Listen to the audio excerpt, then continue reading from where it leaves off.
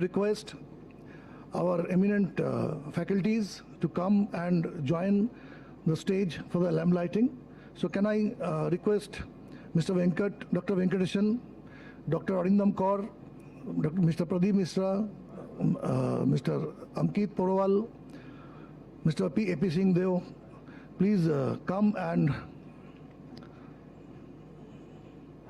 help us to do the lamp lighting.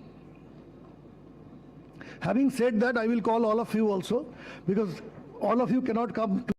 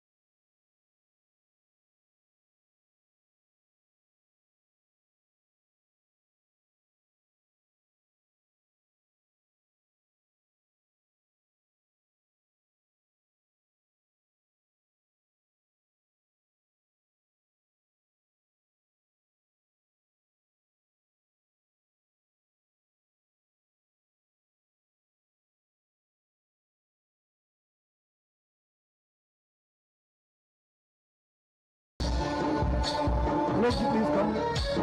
गणनायकाय गणदैवताय गणाध्यक्षाय धीमहि गुणशरीराय गुणमण्डिताय गुणेशानाय धीमहि गुणातीताय गुणाधीशाय गुणप्रविष्टाय धीमहि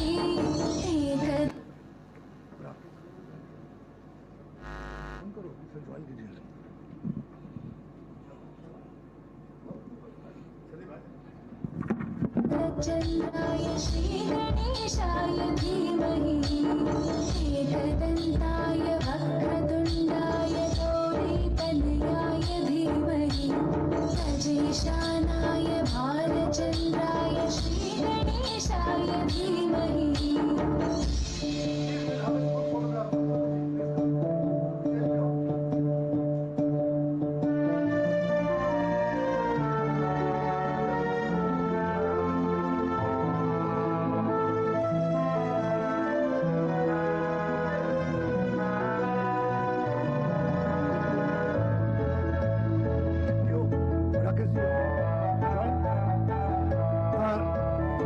Another eminent speaker, Mr. Rakesh Agarwal, who could not come in the last moment, but he has joined in the Zoom.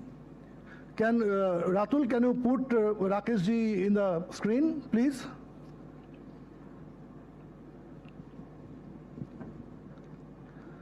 Ratul.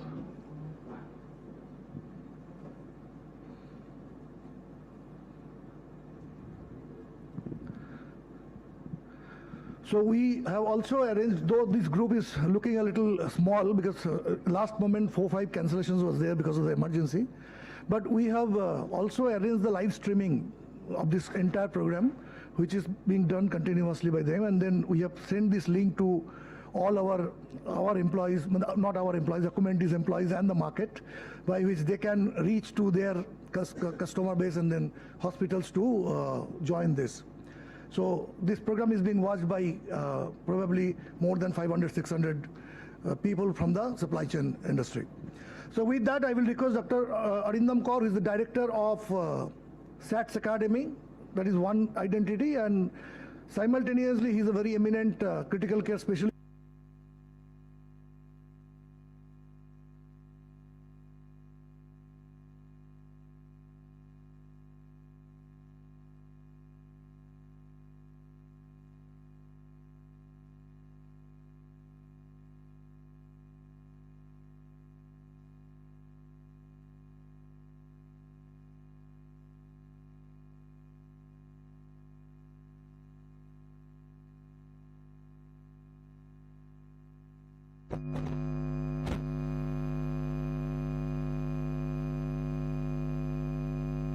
Met, but it's customary to officially invite all of you on behalf of SATS Academy, Acumentis, and we being friends, we will spend a couple of hours in academic discussions and as well as get to know each other too.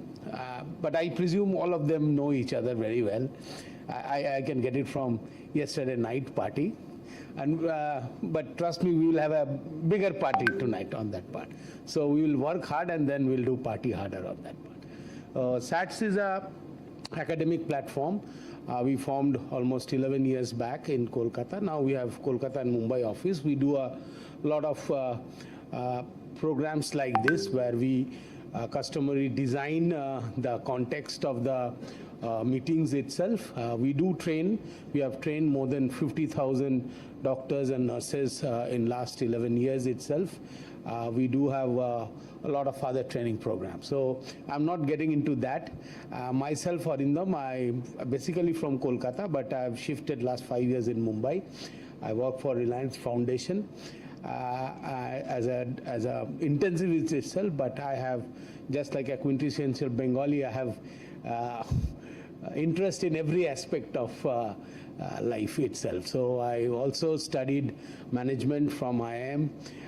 There only I got to know what is the importance of inventory, procurement and supply chain. In fact, I studied both in Ahmedabad and Kolkata. So one was on healthcare management and one was on healthcare finance management. So all these things I started to take interest then, and so we thought that why not next time. I think we will have a bigger platform where we would invite the clinicians also, so that the clinician understand the tremendous work or the that you guys put, right? We just ask for things. We just ask for the facilities to be there, right? And you people make it happen instantly on that without any interruptions and all others. In fact, when the next I started taking interest in AI, I went to Johns Hopkins and all others. So many of the, almost a quarter of the, we will learn about that. We will have a special, that's why we kept a panel discussion on that the importance of AI in procurement and how things are being, automation and AI itself in the procurement itself. So that's a tremendous thing that was happening. So that is the context that we want to learn from each other, not only on the inventory management, how to get things done, and how to keep the supply chain completely uninterrupted. So we learn from all the senior leaders in this field, and we are all one amongst the equals itself, and we will enrich each other on that part. So that's the overall intent of this the program itself. And my request would be that it's a post-lunch session, so we will all keep engage each other, right? We will interact amongst. So feel free to put your comments or put up questions itself. And I will also request, I hope that the speakers won't mind having giving answers to the questions itself. I think that would make things more interesting and more engaging on that part. So I think we would start with our keynote speaker, Dr. N. Venkateshwan, who is the Director of Procurement from the, I just met him, Director and Chief Procurement Officer of the Max Healthcare, the entire Max Healthcare. So sir would be speaking mostly about the procurement, the challenges and opportunities in this. Sir would be strategic procurement in overall healthcare. So that would be the panel discussion. Excuse me for my goof up. So I invite Dr. N. Venkateshwan sir for the strategic procurement in the overall strategy in healthcare itself, right? So over to you, Venkateshwan sir. Ratul, where is the laptop? Presentation, you want to do it directly, sir?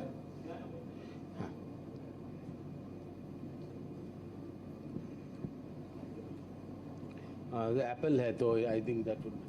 And give it.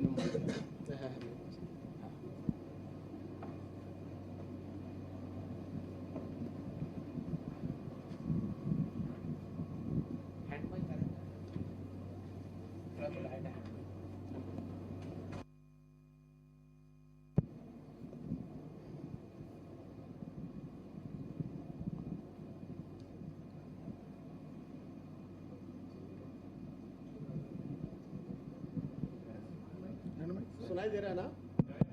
तो मैं can say, ये रख दूंगा मैं रख ले.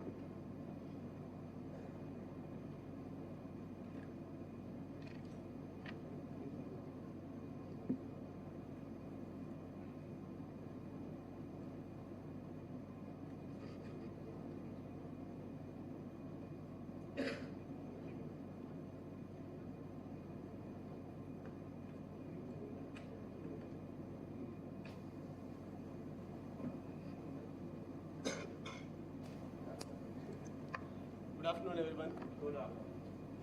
I don't know what to talk about supply chain. Thank you. First of all, thank you, Mr. Sandeep Dey and Acumentis and SATS Academy. We'll give you the follow-up because the recording is happening. नहीं आ रहा? I will.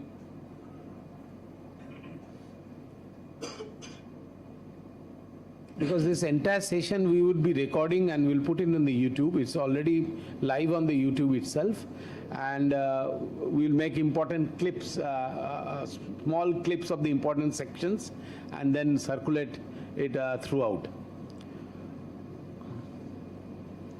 Ratul, every participant will also get the link, right? So all of you will also get the link in the group itself, yeah.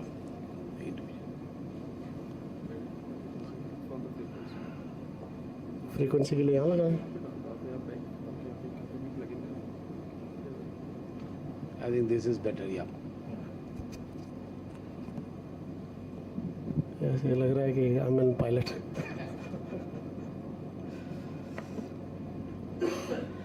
Good afternoon, everyone. First of all, I would like to thank Sandeep and Acumentis and SATS Academy for organizing this event. Thankful for that, and thank you all for coming here from far to reach Goa for this conference. Today we are going to talk about supply chain, and I'm seeing all our leaders. I can't teach you anything which you are not knowing, right? You know everything and you are running in your organization. I just wanted to, we'll discuss about strategic points, not on the basic level of discussion on inventory management or how to negotiate and all. So we'll not see that. We'll see just most of the people may see the case studies what I have presented earlier also. So I didn't have time, so I thought that I will take you through. Most of them are new, so I'll take you through for the case studies, which is the eye opener. When I read the case study, it was very interesting, and it all related to our domain. So what the company we are going to discuss, what they have achieved, that we can also apply in our day-to-day operations. So this is my mantra: don't give him a fish, ask, train them to fish for every day. So if you are giving a fish for one day, the person will eat that day, next day he'll be hungry. So you train the people to fishing every day and they can have their life on their own. This is my mantra. And this is the statistics before going into more story about it. This is the latest data of 2025 update. Our hospitals 65 to 70% contribution on overall healthcare market, of which is $480 billion what we have achieved in 2025. So on that 65 to 70% comes from hospital, and pharmaceuticals 17 to 20% revenue comes from pharmaceuticals, diagnostics 6%, and medical equipment and supplies 4%, and medical insurance 3%, and telemedicines also take place 2%. So this is the statistic which is an eye opener for us, the way our country is growing, and we are one of the top 6 in the world for medical tourism. You all aware? we are treating almost 7 million patients from 78 countries. People are coming to India for the treatment. So we are treating. So we are proud that, we are number 6 in the world for treating foreign patients. So saying so, we have a lot of potential. We can grow further, but we need more doctors. 1 million doctor required now, and even 3 million bed are required for to cater the India's population, right? So there's a lot of requirement also. We're doing great. There are some points which we do every day, like direct impact on patients. Whatever we do, our quality of the product. So we always keep patient in mind before deciding or buying any drugs or consumable or any medical equipment, which is very essential for us. We take clinicians' opinion before buying any equipment. Maybe your formulary, pharmaceutical and therapeutic committee is there to finalize the drug. So clinical opinion is very important. At the same time, patient quality so is also very essential here in our procurement section. Cost control and finance. So we are on a major position in a hospital. We are spending almost 30 to 40% of the cost on the operational expenditure. Whatever hospital, for example, if hospital is earning 100 crore, out of that they are spending around 80%. On that 80%, 30%, 30 to 40% is by supply chain. So we save every penny.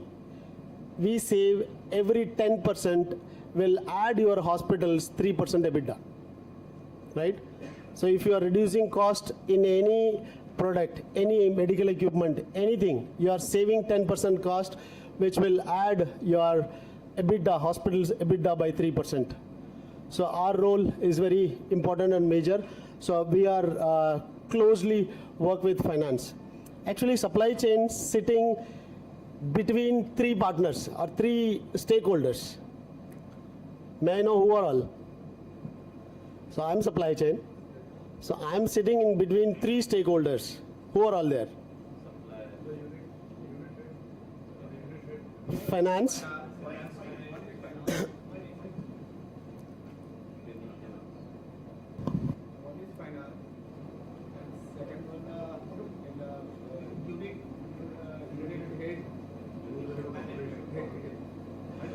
So strategically, no, it's strategically, you don't need to go for who is the person. We call it as a domain.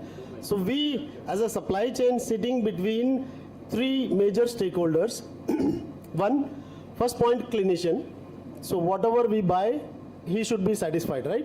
So that's their first agenda. If we have to satisfy him, so we need to get a better price also. Finance will ask that, you have to get me lower price, your budget is going up, you have to control this, tell the doctor to use this brand or tell the doctor to use this machine only. So we have to manage finance as well. The third is, so doctor accepted, finance ko convince kar liya, third vendor. Vendor bolega main credit nahi dunga. I can't deliver this, I can't do this, I can't do that, right?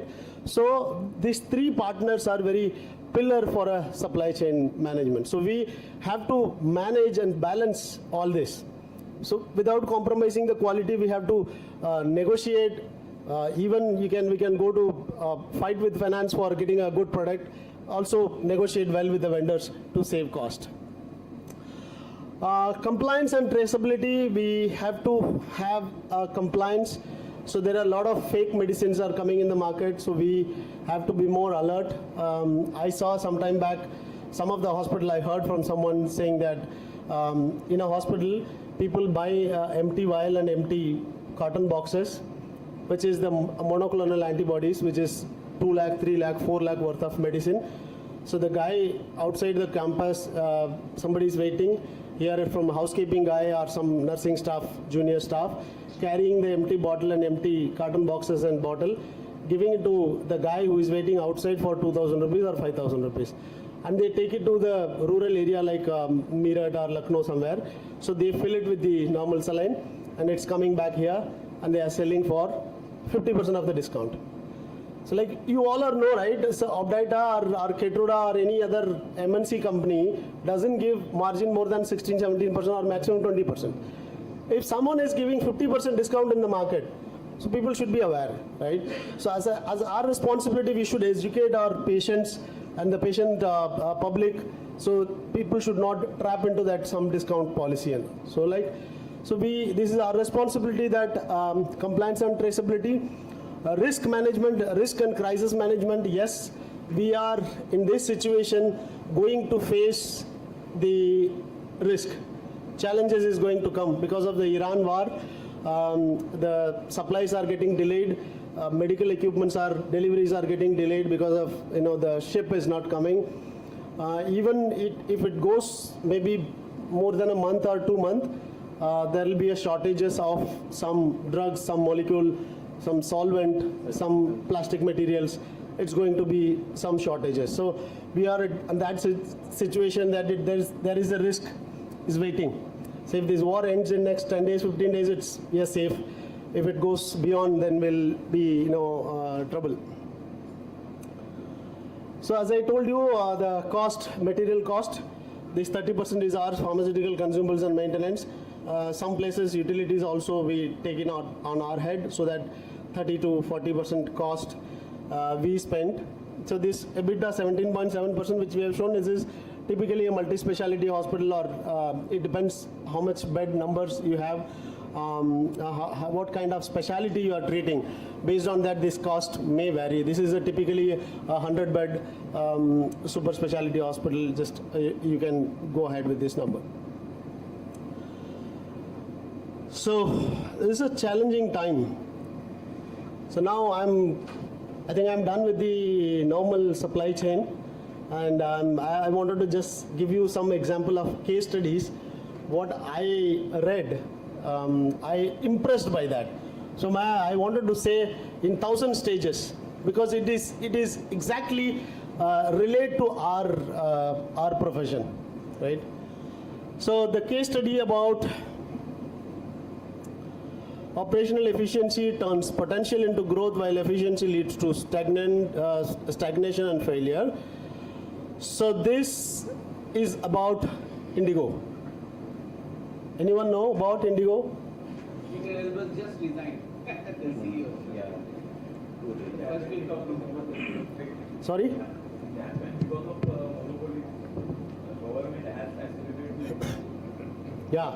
So no, I'm taking some portion which is favored to us. I'm not taking the current one. I'm not taking the last some strike happened, right? Excellent operational efficiency, because the India was also Southwest Airlines, so they had a fantastic operational efficiency, right? From turnover to cutting costs and reducing the weight. In fact, one example is that they have not taken any male stewards because the weight 20 kg. Exactly. So there is a book. Operational excellence. There is a book written on the way that Indigo operates. It has the same flight. The aircraft is the same. The weight of what you mentioned, the steward, is kept at a particular qualifying. There is a qualifying criteria, right? And it is very easy for them to actually, roster the staff as and when they want, because they need not be trained onto any other aircraft. It's the same aircraft. Fantastic. Right. And maybe you have more insight on that. So we'd like to hear from you. Very valid point. Anybody else know about Indigo?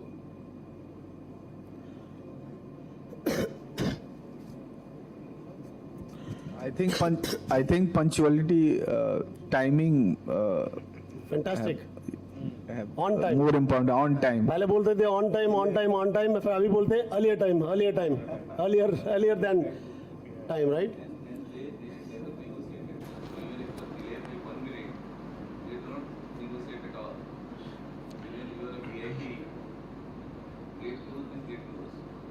Very valid point. You all are said. So I appreciate that you know the operational efficiency, how they are doing it. So we'll go beyond that level. ठीक है? So operational efficiency तो flight खरीदने के बाद ना, company चालू होने के बाद, हम थोड़ा उससे पहले जाएंगे. We'll see what happened in the earlier stage, right? There was a time all flying companies were shutting it down. Jet Airways down, Deccan down, Kingfisher down, Paramount down. Who else down? Damania down, Indian Airlines down, Air India sold to Vistara now. So there are plenty of flights failed. How this Indigo succeed? One is operational efficiency. Before operational efficiency, they used a tool like negotiation is the key here. What they did, we'll see one by one. So the negotiation is the key for the success. How they have succeeded, operational efficiency तो बाद में है ना, जब आपको survival हो जाएगा तब you will add up. Like what are all efficiencies you can add, right? On time or weight, food, luxury, these are all they have maintained well. But how they did it? So these are all the companies gone from 2007, Indus Airways, Jackson, MDLR, Paramount, Religear Aviation, Air Costa, Air Pegasus, Kingfisher, so on. All the companies failed. Only Indigo succeeded. How and why? This is what we are going to see. See, Indigo is always on profit. There's no loss. All quarters, like starting from 2009 till 2017, there may be further data. This is a little old slide. So all the other companies are going in loss. So most of the people have shut down the business. So this is the journey. हम यहाँ पे ज़्यादा time spend नहीं करेंगे. 2004 में start किया company, 2005, 23 and 24. Now 500 aircraft ordered. Now. So this become the first Indian aircraft to 1,000 flights, operate 1,000 flights a day. Today, this is 2-3 years before. Today is 2,400 flights they are operating. 2,400 flights they are operating today. 90 destinations their flights are moving, right? So this is the journey of aircraft, and this in 2011, the sharing of all the airlines, and now only Indigo is 65%, and the Air India and Vistara put together 26%. So only two companies now. Akasa is 3%, something 4%, SpiceJet is 3%. Right? How they did, we'll see. How did they reach the pinnacle of success in the challenging industry? How they have achieved this is what we're going to see. मेरे को बहुत interest था पढ़ते ना. I mesmerized by, how they did it. Rahul Bhatia and Rakesh Gangwal, there was two brothers, partners. So they have thought about the company 2004. हम एक company बनाएंगे. They have decided, but there was no money. There was no money, right? So they decided that we'll buy planes and then we'll run. So they put some ideas. Rakesh Gangwal was worked in Airbus. Airbus is from France. Boeing is from US. Okay. So in India, all 100% flights were from Boeing. Boeing everywhere. There's no Airbus. So Airbus was not there in India. So these two partners decided that we'll go to Airbus, the competitor. Give them an entry to India. By that, we will get more advantage of pricing, all other terms, negotiations. सब कुछ इतना अच्छा किया है कि भाई survival ठीक हो जाए. So they went to Airbus. Airbus के साथ France में negotiation हो रहा था. What they did at that time, flight was around 800 crores per plane. So they have blindly ordered for 100 aeroplanes. First order is 100 planes. These two partners ordered 100 planes to them, right? Now, you tell me the price. They have negotiated very well. From 800 crore, they have negotiated to 600 crore in France. They have negotiated say 800 crore becomes 600 crore. There is a 200 crore price reduction into 100 flights, right? So it's a volume discount, bulk discount हम लोग जो करते हैं, right? भाई मैं पूरा साल में ये खरीदूंगा, मेरे को ये डिस्काउंट दे दो. So what they did, came back, no money, plane negotiate हो गया, ready है, order करना है, right? So negotiation में what are all the things they have added? One, they say भाई मेरे को 100 प्लेन एक साथ ना मैं ले पाऊंगा ना आप दे पाओगे, आपको भी तो बनाना है ना. So let's have understanding. 100 का तो कॉन्ट्रैक्ट साइन कर रहे हैं. Every 45 days you will send me 1 plane, every 45 days. Airbus भी खुश, ये भी खुश, बिकॉज वो एयरबस को भी बनाने का टाइम मिल रहा है और इनको भी सेटल होने का टाइम मिल रहा है. हर 45 डेज में एक प्लेन आता जाएगा. सो 2.5-3 साल में पूरा 100 प्लेन आते आते 3-4 साल लग जाएगा. That's what their plan also. So Airbus agreed. Why Airbus has given this so much of discount is they were very desperate to come to India because India में कोई Airbus खरीद नहीं रहा. Everybody is buying Boeing. So they were very desperate. India में आना ही यार, दे दो price. These partners further negotiated with them. भाई मेरा फ्लाइट्स का कोई भी CMC होगा तेरे को ही टिक करना है. 5 साल, 10 साल, 7 साल की CMC नेगोशिएट कर ली कि भाई उसका खर्चा मैंने उठाऊंगा. You have to handle it, right? So the maintenance of the aircraft handled by Airbus. So that also given to them. इनके पास कोई खर्चा ही नहीं है, बस फ्लाइट आ रहा है, 5 साल तक मेरी चलेगी. कोई सारा take care, they will take care of the any incidents happen, any spare parts, tyre, everything they will change it. So this is the best negotiation they did. Came back to India. ढूंढना है ना, कोई पैसा कोई कौन देगा. So they went to some investors. Investor को बोला भाई हमने फ्लाइट्स नेगोशिएट किया, 800 करोड़ का फ्लाइट हम आपको 700 करोड़ में दिला रहे हैं. ठीक है, 800 करोड़ का फ्लाइट है, हम 700 करोड़ में दिला रहे हैं आपको कि भाई अग्री कर. और दूसरा, खरीद तो तुम रहे हो, खरीद लो, मैं लीज बैक में ले लूंगा, आई विल रन. तो आप खरीद रहे हो, आप तो चला नहीं पाओगे, आपके पास पैसा है, आप खरीद लो आपके नाम से, मेरे को लीज पे दे दो, मैं महीने की 90 लाख या 9 crore something, I am missing the number. So that 9 crore और 90 lakh something, I will pay you 90 lakh every month. ठीक है, साल के 12 करोड़ कुछ देना है उसको. सो ही डील हुई इन्वेस्टर के साथ, आप खरीदते जाओगे, मैं लीज बैक में लेते जाऊंगा, मैं चलाते जाऊंगा और मैं आपको पैसा महीने का 90 लाख रुपए दूंगा पर फ्लाइट. ठीक है, डील. अब इसमें हर एक फ्लाइट आया, हर एक फ्लाइट में 100 करोड़ रुपए इसने बचाया अपना, राइट? 100 करोड़ बचाया. That cash utilised for the running, operational में यूज किया उन्होंने पूरा. Then they brought efficiency.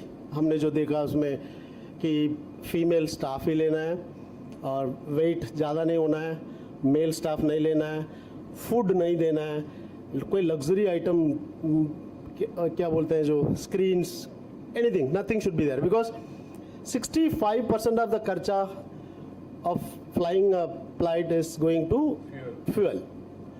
every kg will consume some kiloliter of some liter of petrols, fuel. So they where they can reduce the cost saving, वहाँ पे किया उन्होंने, भाई कोई भी extra weight नहीं जाएगा. Even they have considered the slim of the people, छोटी छोटी हैं लड़कियां हैं तो उन्हीं को लिया है, not fat people, not height male. बहुत ज़्यादा है. हाँ नॉर्थ ईस्ट वाले. हाँ, सो गोर के देगा इसने पूरा.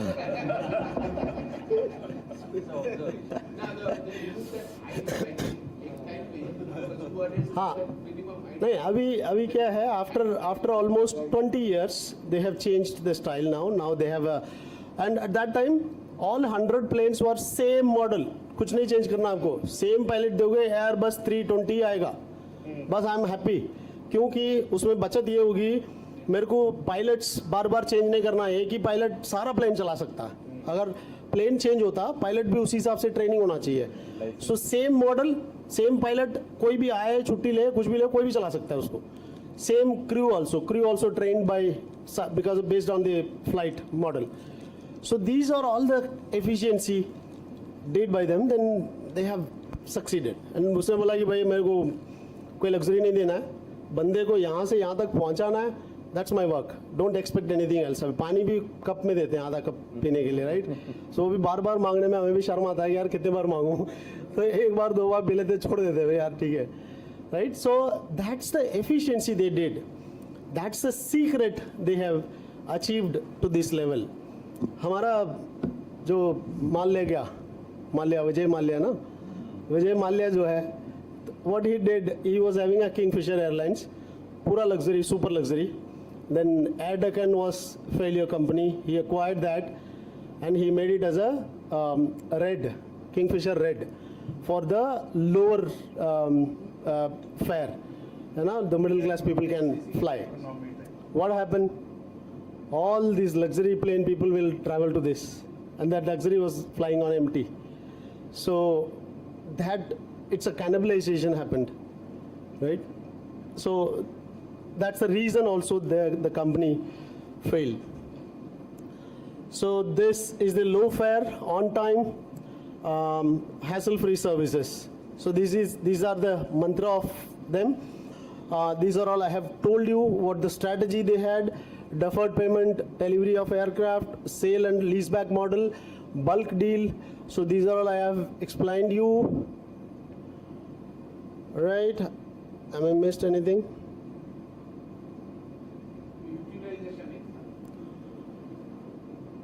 Utilization and hub and spoke model. They have created a hub and spoke model. So they created major cities. Flight will fly only there.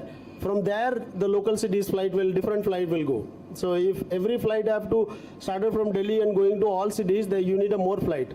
So Delhi flight will go to Delhi to Bombay. From Bombay to Nasik, some different flight, right? So that's the model they have arranged it. So why I am impressed with this story is, see, it's all related to, looks like us. We negotiate for the hospital. We have the power to negotiate. We have the power to make the terms better for the organization. So I like the way they did. So I assume that we all should we all should do such a way that, you know, negotiate and save the cost for the organization. I'm done with the case study. If you have any question, I'm ready to answer. I think time is there, 3:30.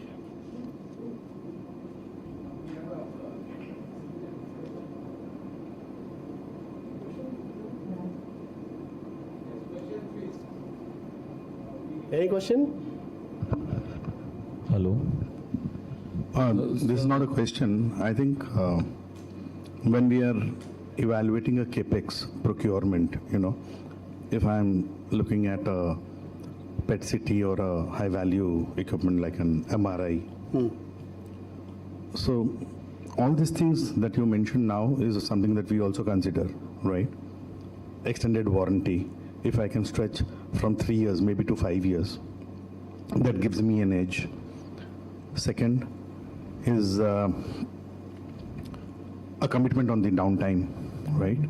I say that my downtime cannot be more than 2% or 3%, Yeah. right? And you have to give me a 97% uptime, That's right. right? Now, we have also started exploring the lease model, like for robos, where, you know, the technology can suddenly upgrade in the next 2, 3, 4 months, you never know. That's right. I have actually started taking it on a lease model now. So all these robos, we have started taking it on a lease model. So by and large, I think as procurement professionals in the healthcare segment, we too operate similarly in a manner that, you know, Indigo operates. Perfect. Maybe that's the reason why, you know, all of us sitting over here at least have an EBITDA of at least 18%, 20% and above, you know. That's right. Yeah, that's right. So our contribution is also matters, and our contribution is good to improve the EBITDA. Chalo, thank you very much. Sir, I have Yes, sir. that scary story of the vials itself, because we are one of the highest users of monoclonal antibodies, and you have seen that every week there is a new monoclonal antibody or targeted therapy is coming. Yeah. So the two questions: how do you ensure the authenticity, as in do you only deal with very recognized companies or vendors? And second question to all individuals like you: how do you keep up with the medical knowledge itself, right? So everything is changing, not only the medicine, the equipments, the instrumentations, the all the orthopedic implants and everything, the alloys. So how much do you study itself? I think we used to think that we are only the people who are studying, but now I realize you guys are also matching up with us. Yeah. Second part of the question, probably I have a response. Second part of your question, I have a response to that. Whenever there is a new product coming into the market, right? So the company's representative or the marketing team, they bring it to you, right? Provide you the literature, differentiations between what was existing and what currently is the change that they have brought in, right? And then there is a discussion which also happens parallelly with the consultant. Only after that, so the consultant is convinced over there, right?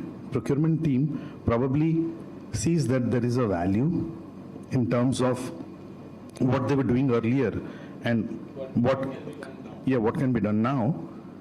And that is how the whole, discussion progresses into a procurement happening. The first part, probably Venkateshan can just throw some light on how to avoid spurious drugs. The one and only option we have, so we have a direct connect with the manufacturing company. So these are all monoclonal antibodies and very high-end products.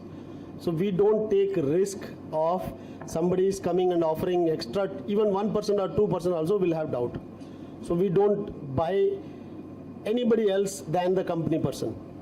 The company person, we trust that company person and the C&F, and that is also a very important role they play. If the C&F guy do any goof up, then he will be out from the industry. So very severe action they'll take, MNC companies. So we buy only from the authorized source, only authorized source. And even we do visit their warehouses, we do check the cold chain maintenance, how they are doing it, is it effective?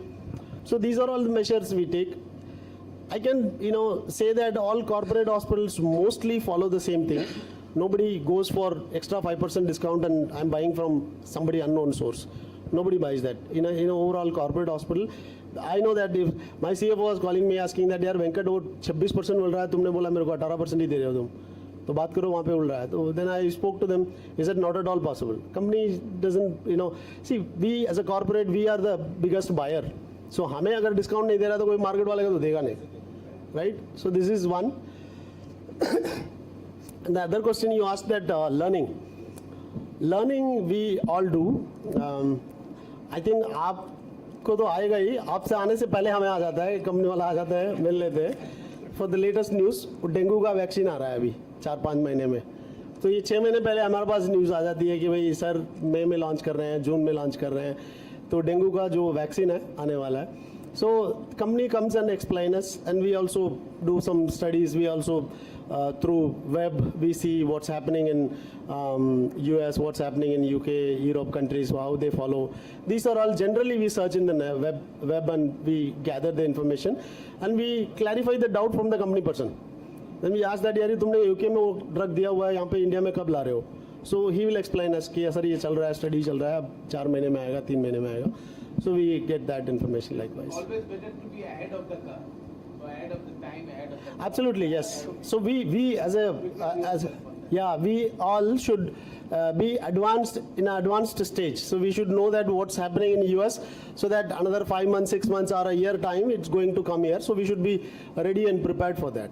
So we does always. In fact, for the drugs part, information is also available on the I'll repeat again. In fact, for the drugs part, information is also available on the DCGI portal. You can connect there. You can get the information that what studies have been done in the past, anything new is going to happen on it. Many things are there. That's right, yeah. So Dr. Kar, what we have started doing is, during our negotiations with manufacturers, we ask them to indicate their authorized distributor. So they write and give us that this is our authorized distributor. Please do not buy from anybody else. They identify for a particular location. For Kolkata, they will identify 2 distributors. If I have a unit in Jaipur, they will identify me 2 distributors. And those distributors, of course, they would not, stray away and try to provide you something because their business is at stake. So the business is at stake. A recent example, last 10 days back, newspaper में सबने देखा होगा, insulin, Sanofi, what's that? Lantus Solar Star. Lantus is one container is stolen between Calcutta, near Calcutta, Bhubaneswar to Calcutta last month. It's stolen, so they have announced publicly told the DGCA also, and newspaper में आया था article कि भैया ये batch number ये वाला we lost, and whenever you buy, tell the doctors, tell the people, public announcement is that like don't buy this batch because cold chain would have been compromised. It's a cold chain product, so during the transportation total truck गायब हो गया. तो वो भी कर रहे हैं तो but they have announced publicly saying that don't use this product and don't you buy this batch number because it's stolen. So cold chain maintenance would have been compromised.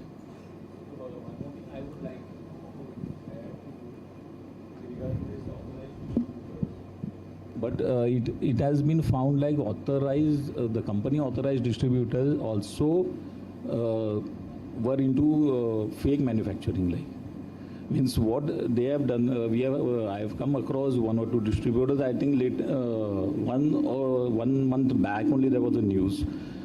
They used to take authorization of Augmentis, and they used to procure some lump sum, and the same batch is manufactured, and after 3 to 4 months or 8 months time, the original has been returned back. It's not moving, and the other batch has been distributed in the market. Same thing has happened with, I think, Biparin injection was done, and Alburil also. Recently in Pune, I think, the case was found. And he was authorized by the company. So how to... So That's a little very difficult. Indian product like pantoprazole, always, पता नहीं है, pan 40 लिख के आता है, batch number भी same, सब कुछ same, everything ditto same. कहीं और बना रहा है, कोई बना के दे रहा है, तो उसको अभी आप I don't know. So we rely on the company person. And regarding PAN also, I would like to add, Samit De the, now he is a VP. So when they raided one spot in Delhi where there's a duplicate PAN, but he was not able to recognize his own original product. Now actually the QR codes are coming on the products to overcome such type of things, and adding to what Venkatesh said, that now MNCs and all the big houses actually are working to for the centralized supplies. Overall pan India, the single supplier is there, he'll be supplying because logistics are becoming easier these days. So a big solution for the genuine buying for this is this. I think in addition to that, all these companies, pharmaceutical companies, they are how this problem arises, right? This fake medicines by the authorized distributor, because the local people who are associated, who are working in that field, they sometime, in order to increase the sales and all, they mingle up with the distributors and do these kind of activities. Most of the companies are now involving, and they are asking for proof of delivery and all. So I think most of the hospitals are getting this inquiry from companies that we will only supply when you would be providing us the proof of delivery. So I think this is one thing which all these pharmaceutical companies are adapting in order to counter these problems. Yeah. So it's a feedback it's not a feedback from the it's not a it's so these companies know they have that mechanism to track how much sales they are doing, right? Sometimes they see there is extraordinary sales happening, right? Then that creates a doubt. And a lot of these companies are enrolling these consultants also, like E&Y, Deloitte, to do the audits also, whether the supplies which they are doing are correctly going to the hospital or not. Because most of these distributors, local distributors, what they do, they take the special prices in name of the hospital, and they infiltrate those medicines to distributors, sub-distributors, retailers and all. So they come to know, when they come to know, they enroll these audit companies and they ask for proof of delivery from hospitals. So I think this is PODs actually was existing in the past 25 to 20 years. It was earlier also, but it was in the physical form earlier. Now the thing has happened that companies have come with their digital platform. You have to place the orders there.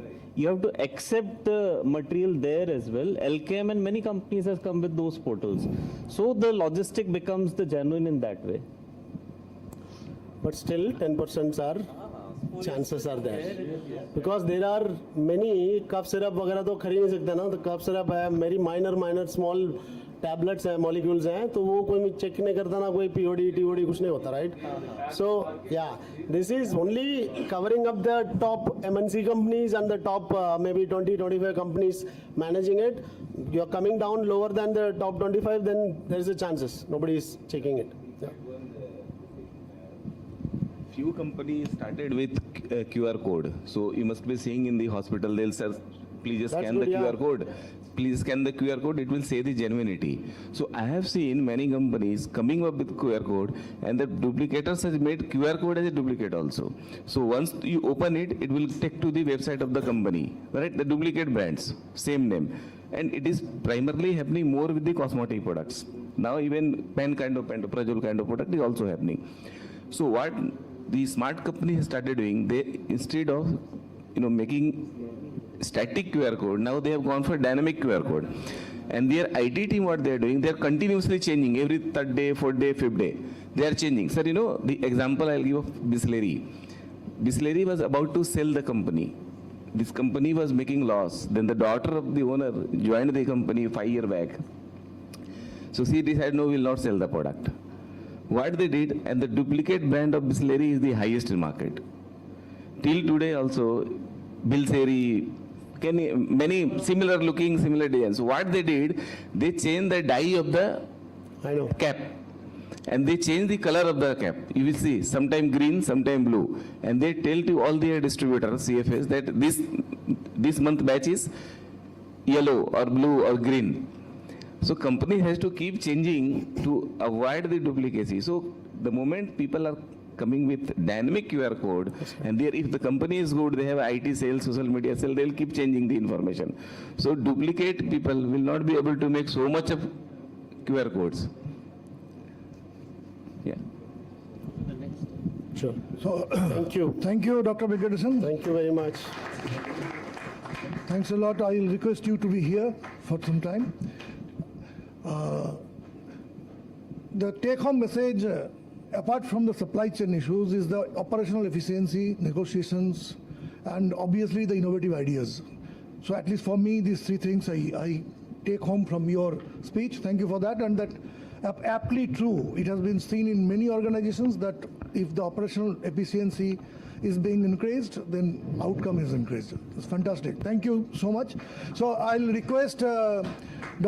Kaur to come to the stage, and Dr. Bijay Singh, our Executive Director of Chandan Hospital, to come to stage to be here, sir, to felicitate Dr. Venkatesan.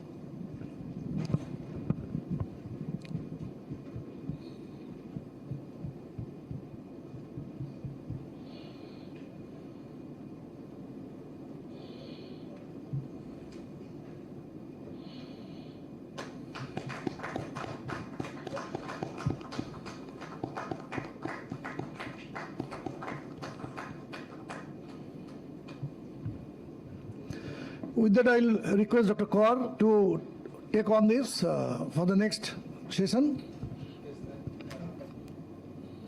Next session is on the challenges and opportunities on procurement. So I will invite Mr. Sujit Kumar, who the group head of supply chain management, Yatharth Super Speciality Hospitals. I will invite you on stage, and Mr. Ankit Porwal, who is the head of procurement and supply chain, Gitanjali Hospital and Medical College, Udaipur, as the panelist.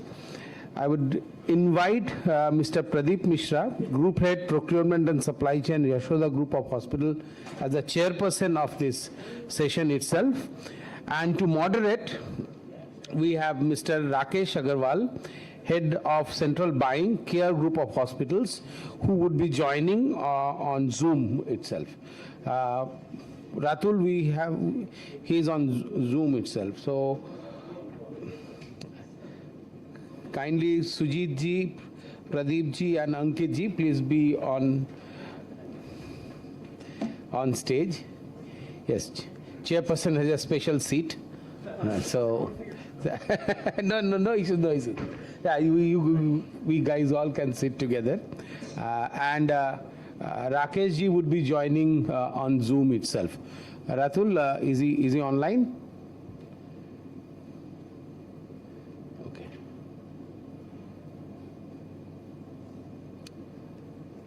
I think we took a lot of questions during this, but let's see what else are there in the store.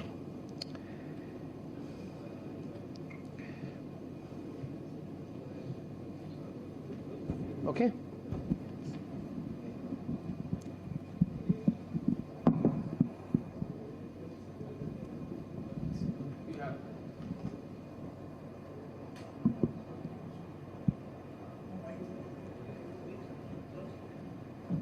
Single will do.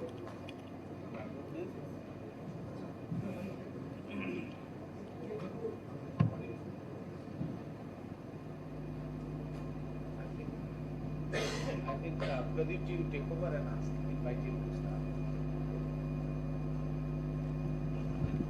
So thank you SATS Academy, Acumentis team for organizing this conference. And Rakesh, can you hear me? Okay, so I think this session, Rakesh is the moderator. Rakesh, we can't hear you. Can you hear me? Can you please check? So this discussion is about procurement challenges and opportunities, right? So, I mean, you all are leaders in your particular hospitals who are involved in all the procurement, whether it is OPEX, CAPEX, everything. So there must be a lot of challenges and opportunities. So this session would, we would discuss what are the challenges which we face in those procurement and what are the solutions which we can adapt in order to have an efficient procurement solution, procurement operations in our particular hospitals. So over to you, Rakesh.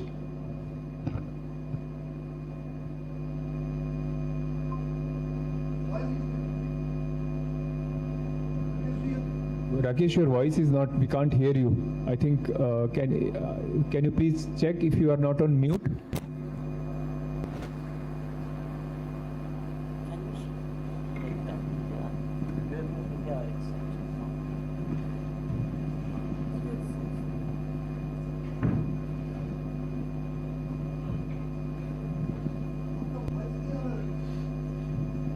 I think he is connecting for that.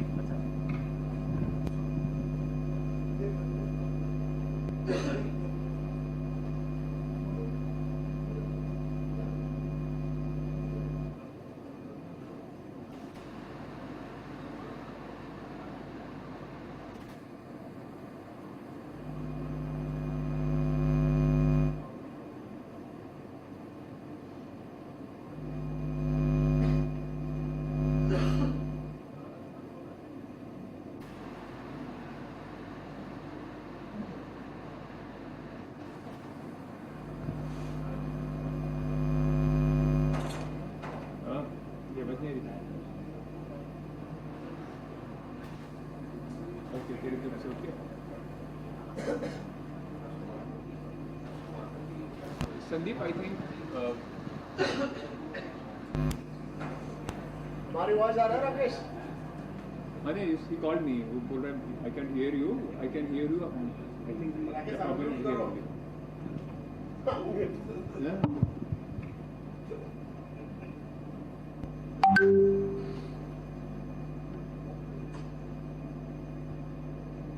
तो नया है ना इसलिए punishment है तुम्हें। तेरे को आ रही है मेरी आवाज? अच्छा, okay, ठीक। So he can hear us, but we can't hear him.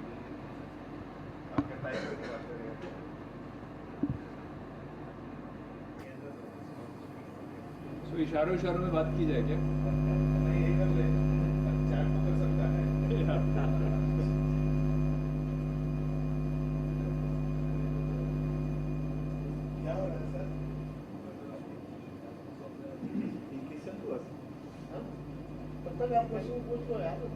So उसको मैं बोलता हूँ क्वेश्चन भेज दे मुझे। Rakesh, एक काम करो. If you can hear us, you just send your questions to me on WhatsApp. I'll take your questions. You will be the voice.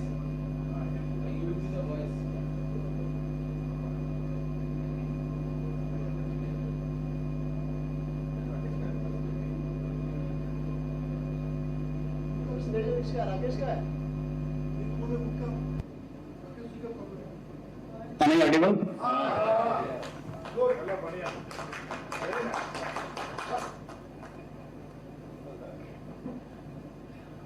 Fantastically audible. Am I audible? Yeah.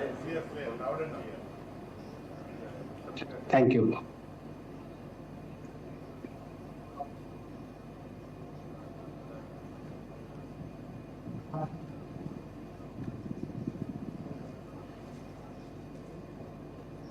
Is your PPT is audible? Visible? Guys, you have to be a little loud because I can't hear you here.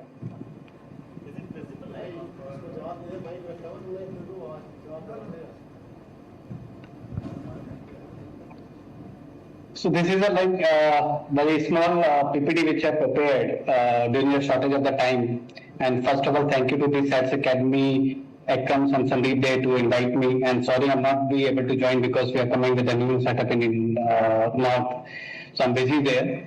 And the topic is procurement in Indian private hospitals, and which is challenging and opportunities. So procurement is always has a challenge, and opportunities always we have to find to continue our job and to get the savings numbers, as my friend said, Dr. Venkatesh, EBITDA and everything is there, like we need to maintain process. So hope am I audible very well? Yeah. So the evolving healthcare landscape in India, if you see that the market size which has been, this is a study has been shared by the top 5, you can say, big four companies, and the size of the in future in India is $197 billion. And current growth is 10.6% growth, which is like non-communicable diseases like diabetic, BP, and this is also increasing. And the pressure we people are getting from the management and other things, because of that also this kind of disease is increasing the supply chain team also.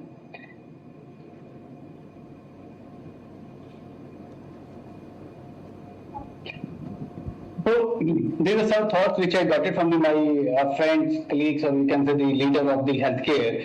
The procurement puzzle, balancing the cost. So most of the time people think, and the people are approaching me, they think that cost is the only factor where we are considering to buy a product, but cost is not enough factor, as you were discussing about the quality, spurious drug, sources of the drug, that is also part of the, you can say, decision making. So this puzzle has to be solved by keeping in the mind the requirement, need of our clinicians, need of the user, need of our customer, and what kind of benefit, like not on the benefits, commercial also there, quality and kind of support you will get, services you will get, timely delivery, and as you were discussing of the spurious drug, it should not be delivered as a spurious drug, it should be like sources has to there. So I'll read this some of the this quotes which has been given by our colleagues.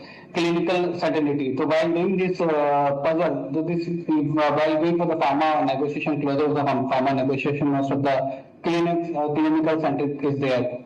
So sometimes DTC committee, PTC committees approving the grant. 10 or 20% hospitals are there where the doctors are not involved for the finalizing of the grant, but most of the hospitals are involved into the clinicians. So with this, the purchase price or cost is not only the consideration while going for the finalizing any of the brand of the medicine or consumer or any of the product.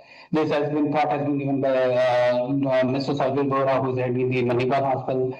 Now, next is patient certainty. So when we are going to finalize, we should consider patient benefit also, like upgrading of any medical equipment which improve the patient outcome of the scanning or which help us to give the better patient decision of the clinical decision to what treatment has to be given, that has to be there. Clinical governance, Dr. Ashok said integral to decision making process with procurement strategically divided into the consumer and high end of the devices and plants. So clinical governance also has to be kept in mind while taking this call. What are the key procurement challenges? Or I'm able to get up, and I don't know how you people are using the GEM portal, but GEM portal is also helping out is just to get the benchmarking of the pricing. Now my question to the audience, if I'm audible there, like is there any other challenge which I missed from this slide? Rakesh, can you come up again with the question which you asked? So my question is that a few of the challenges are incorporated in this slide. Is any other challenges are there which should be added in the slide? This is my question to the panel and to the audience both.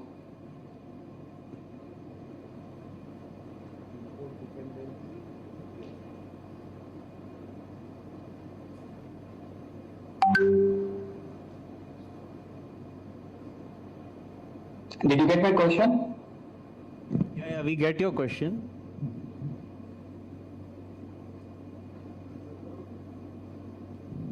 Anything else? Okay. I think you have mentioned everything on this deck, that long lead times becomes a challenge. Quality assurance, yes, we talked earlier in the earlier session as well about the spurious drugs and the cold chain management of the drugs. Import dependency, GEM platform, I think it's 360-degree covered. So one thing which I would like to add, GEM portal, well, like is also helping us to get the, you can say, benchmarking of the pricing and bottom pricing, and you can get the many vendors for that. Although identifying the requirement related to the private hospital is difficult, but when I started using the GEM portal, which is also helping you to get the bottom price, you can say lowest price. And like we have the different kind of patient category in our hospital, and the hospital chain like Max and Abbas and Pradeep. We have a different kind of patient category where the patient is from the government panel, also some of the Ayushman Bharat, Arogyashri, local state policies. So GEM portal will be helping us to identify the companies where which you haven't heard the company's name, people have not visited to our hospital. And they are not visiting, but we can get the better pricing or you can say better product from those people because those are already certified by the government and they are approved by the GEM portal team or central government of India. Also, it is also helping the companies who fail to supply on the committed order or they have taken the order. So while taking the decision of the any vendor, we can see that also. We can check that also. This is one more challenge which is untangling the supply chain. So transforming procurement from complex bureaucracy to the efficient transfer process, which is very difficult because whenever people think the one thought comes in their mind like we are earning something from the procurement without any benefit. If you are going to the any user also, they come and they thought that we are getting some benefit from XYZ company. They don't think that we are thinking about the company also, like current organization where we are working, we can increase the amount, or maybe we are facing some issue with the current vendor, current partner. This is a complex situation which every time we face. As I was reading somewhere and I put it in my status also, being CPO or being procurement champion, we know where to buy, what to buy and when to buy. But for every buying or every approval, internal approval document process is there. We need to justify from where we are buying, why we are buying and when we are buying. these are the after challenges. These are some strategies are there in the procurement strategies, Venkat said, and the standardization. The largest hospital reducing the SKU, we can reduce the number of the brands which are generally OP. You can see people are keeping 10, 12 brands, and in IPD they are keeping 2 to 3 brands. That can from 5 to 6 we can reduce it. And similarly for the medical consumers, we should not keep the multiple brands. We can manage with the 1 or 2 brands. Always we should keep the 2 brands to manage the patient outcomes, and you can say supply to avoid the supply issue, ability of the product in the market.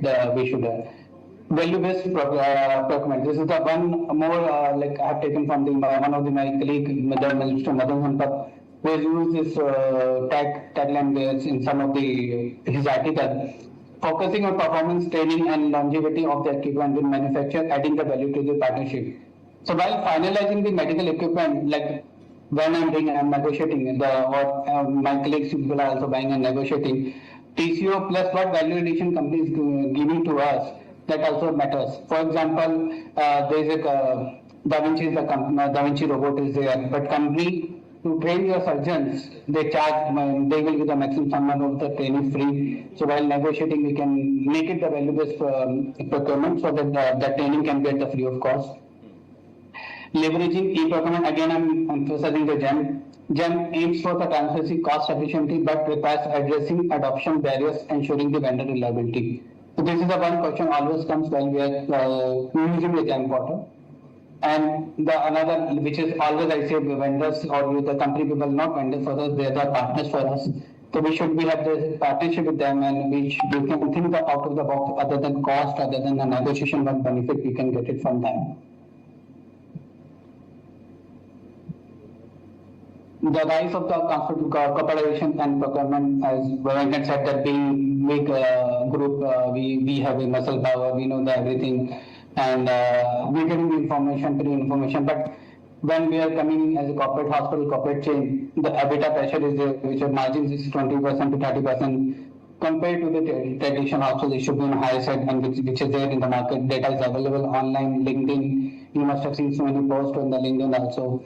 I saw I think Venkat was still long back, Dr. Venkat, when I saw that post is there for, what should I say, which is highest EBITDA comparison of the EBITDA of the hospital, which is, I think, Max is on the high on that. And that rebalancing, actively rebalancing operation, because this is another initiative we should keep in our mind. And procurement, evaluation, size and ownership, the structure playing a significant role in the procurement strategies. One is centralized procurement, which most of the corporate chain now they are doing. Even my friend is sitting in the panel, they are also using centralized procurement. They are negotiating from there. Professionalized purchasing team. Now the historical time has gone, and you see somebody from the family member is sitting in the procurement and they are negotiating. Now the professional people are there, qualified people are there available in the market to negotiate this. Data-driven, data is a very important role, and Pradeep always emphasizes while any of the session, data is very more important, which is important to see. And long-term contracts with the vendor, we should not shoot the short-term. Now again, being corporate hospital, we are also getting the pressure for EBITDA. So that is the 20 to 30% the higher side we should look on the EBITDA, which is the contribution done by the procurement team in any of the EBITDA. And even in some of the studies, you can find it online, and which is people are able to find the profitability in the Ayushman Bharat PMJY scheme also.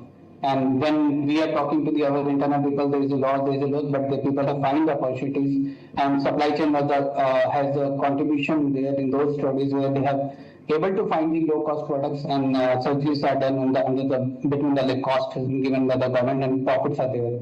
Although EBITDA will not be there 20-30%, but it is there. And government suppose we should find these. There are some areas we are getting the government subsidies also, which is also helping to the infrastructure. Another tool which is used strategic procurement fueling growth, and which is most of the people we are using by the helping of the data, one to negotiate, with whom to negotiate and how to negotiate. This is a tool is used. I don't think that this should be emphasized more than. The future of the procurement is efficiency, value, and patient care. The historic time has gone now. Only we are negotiating the cost. I've seen that this much of cost. That is enough. Now we have to keep in the mind the efficiency, value, and patient care also. Now we can use embrace the digital transformation. The transformation. I saw one of the good application also in one of the conference, and TVs is the application name which has like me and Pradeep and Venkat is a part of that NHSC when in that conference. So the tool is really good. You can use it as a digital transformation. Second is strengthen quality metrics, which is the quality metrics has to be defined because most of the time when we are negotiating or changing the brand, one thing is we are getting is like quality issue. Product kharab hai, product one common answers come from the user side, but they are not elaborating what is the issue with the patient. So we should have a strengthen quality metrics to check those and before approving also. And the again emphasizing the foster collaboration, not only with the vendor, even internal collaboration is also required. We should understand their requirement also. TCO is another tool which is required for the buying of the medical equipment or you can other products.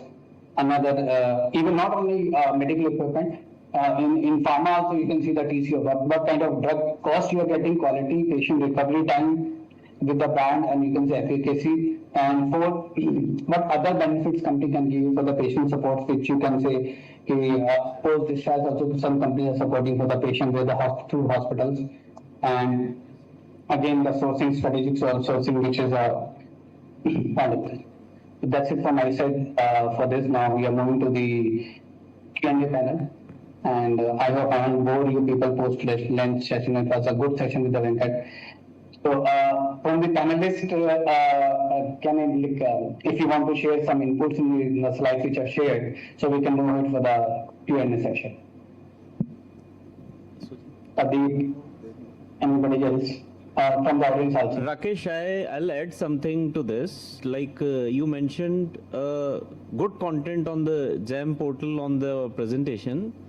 But there are few challenges on the GEM portal as well. You don't know the quality of the product. You don't know the supplier's reliability on that portal. So it becomes that you are into a trap sometimes and you are dependent and you are thinking that material will come to you and there is a possibility that it might not reach. There are fake suppliers as well on the GEM portal. Although being a medical, I am being from a medical college and cost actually matters a lot to us when we serve a lot, major of the chunk to the government schemes, and such portal becomes a helpful tool for us to evaluate and compare the cost of any product. I think. So, to answer your question, I agree. There are some not only challenges. There is a bigger challenge in the GEM portal. But now they're publishing the data also which supplier failed to supply the product to them on time or some quality issues are there. And CTCS is a website where you can get the data also. If any of these vendors, some recall was there, some brand got failed, batch got failed during the quality, but challenge is there. But still you can identify some vendors from those data, or you can say where these people are already having the order for the TNC, AIMS and other kind of hospital. And you can ask from the vendors some proof which we have delivered with the quality certificate and there is no complaint. Because they have to submit for the new tender every time the quality certificate they have to taken from the previous order which they have supplied. So their cost might be on higher side from the supplier which you don't know, but still it will help us to make that decision and the data is available on the website also. Yeah, thank you. Yeah. So any further question from the audience or we can move for the Q&A sessions? Any question from the audience?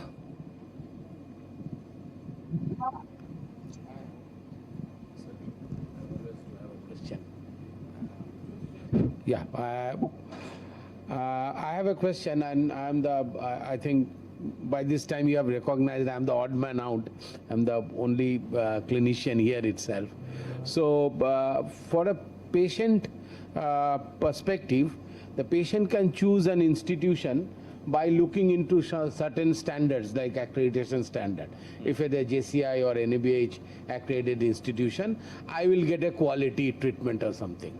So do we have certain metrics where the clinicians can also be sure about the procurement choice in terms of any quality, any accreditation mark, or any sort of or whenever you are procuring certain things, do you have a certain standard quality checklist itself that you do, so that we are assured about the choice that you have made?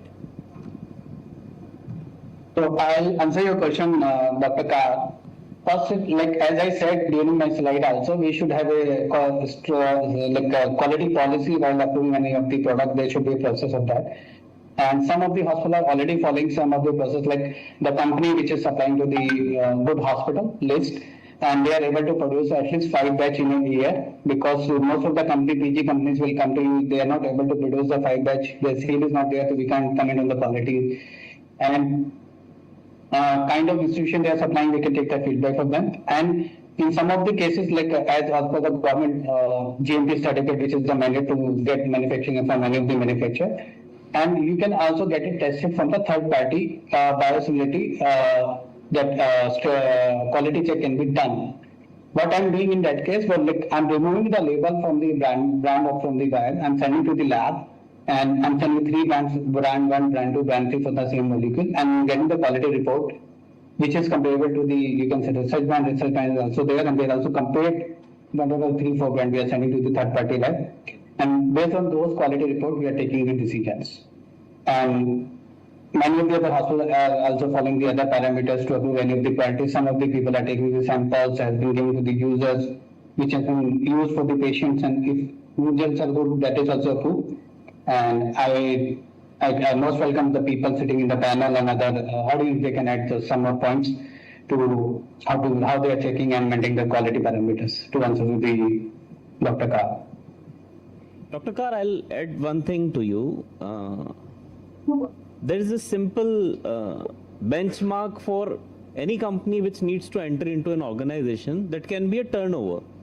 So minimum monthly or annual turnover can be a benchmark for any company to rest assured that it's actually being used into pan-India domestically, and it belongs to a group or a company which manufactures a good quality products. So that can be a benchmark. I think Rakesh and Pradeep, they both, what's your take on this? So I think, Dr. Kar. Hello.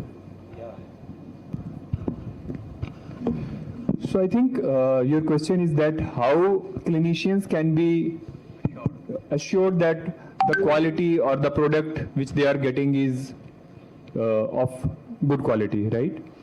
So we need to break the entire product line which the hospital is procuring. Like if we are procuring equipments, right? Most of these equipments are by MNCs. They have either FDA or CE approvals. So this becomes a benchmark.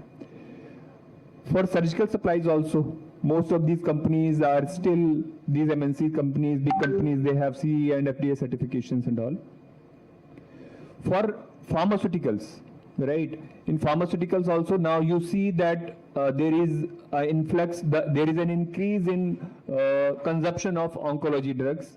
In oncology, basically these immunotherapy, as Dr. Venkateshan just discussed about monoclonal antibodies, and also MSD, BMS, J&J, AstraZeneca, all these companies, Roche and all. So they are doing a lot of research, and we just have to ensure that we are getting that product through proper channel, right? So we are assured about the quality. Then there comes wherein there is lot of generics, lot of biosimilars available. There is a challenge, right? How you ensure that you are getting the right quality in your hospital. For that, most of the hospitals, I think, as per my knowledge, at the time of floating the RFQ or doing the negotiations, they ask for the manufacturing plant also, right? Whether it is GMP certified, GMP is तो सबके पास GMP बना हुआ है. So WHO GMP है या नहीं है, right? There are certain plants which are US FDA also, right? So these things are tracked, and then there is clinicians are also part of that evaluation exercise, right? They become, like in all the hospitals, they are part of that evaluation exercise.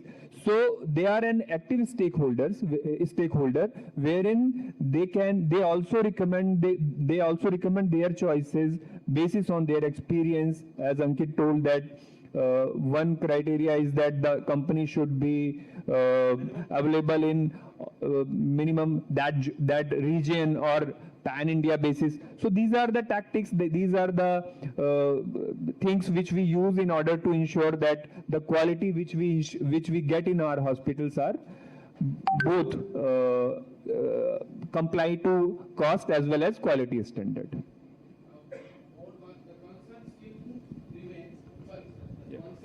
Still remains on two aspects. One is that even the companies, I'm sorry to no hard feelings for anyone, the company's policy on a differential quality. So one is an export quality and one is then the national consumption. We all are aware of that. And the other thing, what we are feeling, you have streamlined a lot on the biosimilars and the generics itself, but the new challenge is on the disposables that we use, that the materials. For example, the central line that we have put in, or an IV cannula. The newer products, those are coming from a lesser known. Now we are shifting from a MNC to a Make in India company itself. The quality are not that very I think these two I think Dr. Kar, in surgical supplies still the focus is and the balance is more towards the MNC companies. Few Indian companies are really coming up and they are having good quality. I'll give the, I mean, Romsons is there, Polymed is there, Merrill is there, and right. So they are coming up and they have, all these quality credentials available with them, right? And most of the corporate hospitals, they don't go for small companies. They go for the companies which are having these quality accreditations available with them. And it's not that just basis on one negotiation or one meeting you will pass the product, you will approve the product. You will go through all the details and all. And once you are ensured that the quality is okay, then only you will approve the product. Sir, I'll put the ball in your court. There's a PTC and the newer form of subcategory of PTC is DTC. So it's actually you people and the team nursing for the surgicals who decides that the product which is going to come for the negotiation or buying to the procurement department is meeting up your requirement or not. So actually the first checklist is you and the team nursing for the criteria. I'll add in this, Dr. Kar. For surgical, you will still find the CE brand and other brand certification also there to get the better quality products. Yes. And in surgical, most of the cases, 80% of the hospitals, or you can say 90% of the approvals, done are on the basis of the samples approval. That's what I believe. Pharma, still you can go on the certification essentially, but surgical is the 90% of the products are approved based on the sample approvals. And their C-mark brands are also available. LLDP free products are available in the market while procuring those products. So this kind of certification also helps us because LLDP free products which is good for the, you can say, green procurement. We can call it part of the green procurement. So next, moving to the our question answer session and panel discussion. So my question to the Mr. Surjit. So how can procurement shift from being a transactional function, the historical function you can say, to becoming a strategic value creator in healthcare organizations? Can you repeat once again? How can procurement shift from being a transactional function to become a strategic value creator in healthcare organization? पहले क्या होता था, purchase आया, negotiate किया, demand नहीं, negotiate किया, purchase कर दिया. अब क्या होता है कि आजकल मैनेजमेंट को भी चाहिए प्रोक्योरमेंट का एक बहुत वाइटल रोल होता है to meet the EBITDA, increase the profit of the organisation.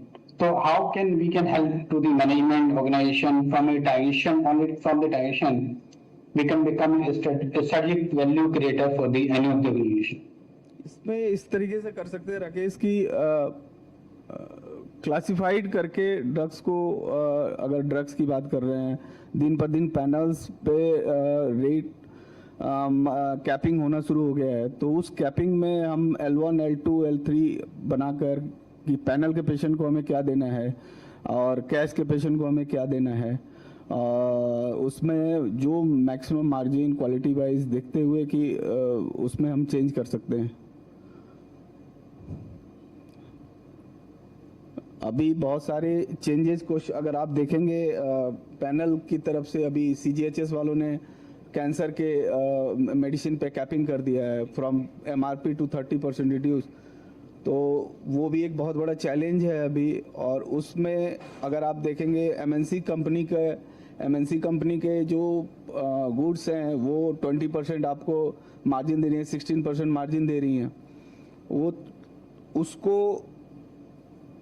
वो बहुत बड़ा एक चैलेंज है कि किस तरीके से, उसका कोई सब्स्टिट्यूट नहीं है आपके पास कि आप किस तरीके से उसको करें। आप फाइनली अगर आप देखें पूरे दिल्ली NCR में पैनल के पेशेंट को कैंसर के मेडिसिन लगाने के लिए कोई भी हमारे हॉस्पिटल तैयार नहीं है।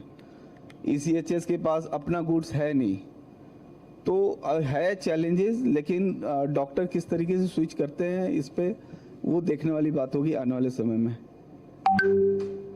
Thank you, Sujit. Pradeep and Ankit. So I'll divide this question again because this is a question from the audience and everybody is struggling with this, you can say, challenge today. Like CGHS and same will be for the other government panels. The oncology new notification came 30% on the MRP and you have to submit your, I think, billing, buying invoice also. So how, like Pradeep question to how you people are preparing your organization is preparing for the MNC drugs, like as Sudhir said, where the margin is very limited, 10 to 20%. And similar question to the Ankit for the Indian brands, how your hospital is preparing for that. So I divided this question in imported and Indian two parts. So Rakesh, I think your first question was that how can supply chain prove their value in hospital setup, right? I think that was your first question. So I think traditionally supply chain, the job of supply chain or procurement was just to get the order, indent, and basis of that create purchase order and procure the goods, that's it. That was the job of procurement, right? But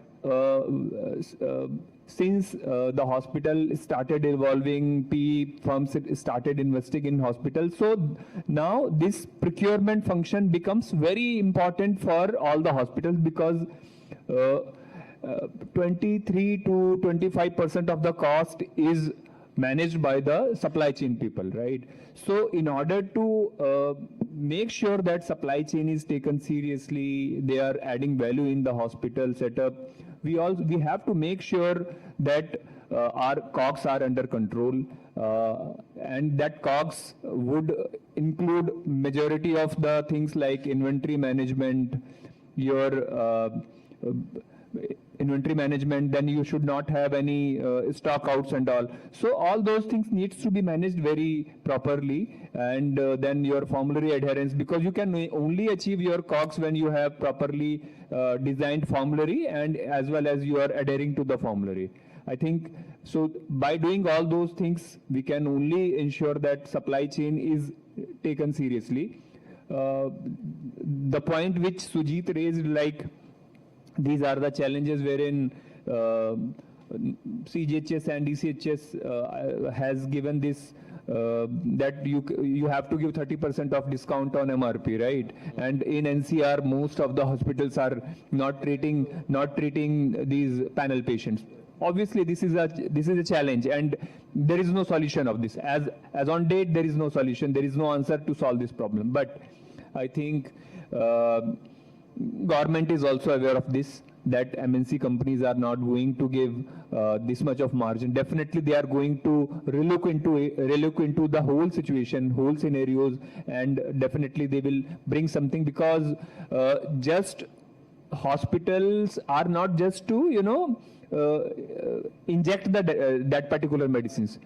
They have to make some margin out of that drug also. If you will remove all those margins of all those drugs from the entire ecosystem, the hospitals, the business to run the hospital will become non-viable. So I think industry is discussing all these things, and if I'm not wrong, I think soon there would be some solutions provided wherein these things would be settled. In addition to, Ankit, I'm adding one line in that. Yeah. See, while we are calculating the cost, most of the hospitals are just calculating the cost price only. Okay, what cost we are getting, what MRP we are getting. But there's a operational cost is there for that, my procurement team, store team. Nobody is adding that cost and calculating that cost. Because in my calculation, I started calculating 12% of taking an administrative cost to inject, buy or keep any of the inventory of any of the product. That's what I thought in that. That cost is somewhere is missing while calculating the cost, total cost. So Rakesh, answering to your part B of the question, what's our take in terms of the Indian domestic market? I'll add something that the era is changing. There's a pair shift. Earlier cash was king, TPAs was king. Now the time has changed to the government schemes. The state which I come from is Rajasthan, and almost 90% of the patients are coming from the government schemes. That's Ma Yojana, RGHS and like that. So in that situation, actually, we take care of going through the things through one of the platform is ORG 100, keeping into the mind that the company belongs into some of the rankings among the top hundreds. Second thing is quality, because as you also correctly mentioned that cost is a part which is playing a major role in such government schemes. जब cost की बात आती है, तो cost के साथ it's not only about the product cost, it's actually a cost which contributes directly to the loss of the patient. If you're using the low L1 product, and suppose that product is adding the loss to the patient, that ultimately it is adding to your overall operational cost. So you have to play into the mix of everything among the product cost, among the loss, among the quality of the product, and the major thing, the satisfaction of the clinician from the product which you are going to procure. That's the thing which we are taking into the consideration while buying from the Indian market or Indian companies. Okay, thank you. How much time we have, Mr. Sandeep, because as per the schedule 4:25 is there, so how much time we can sketch more? Thank you. Thanks a lot, Rakesh ji. Thanks for joining, and we are really missing you here. It would have been great if you could have come.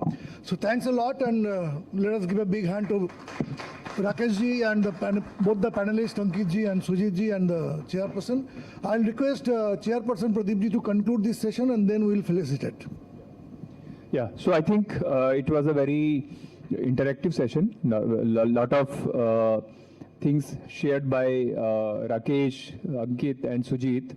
And if there is any question from anyone, you can please ask the questions. And if not, I think we'll conclude this discussion. Okay. Thank you. So really, it's going great, and I'll request Pradeep ji and Mr. A.P. Singh Dev to come and felicitate Rakesh ji, not in person, but on behalf of Rakesh ji, somebody can come and take the memento. From my team only. Pradeep is there, he can take it on my behalf. He's my neighbor. On behalf of that, Rajkumar can collect this. कोई photo ले लो, Jayant photo ले लो.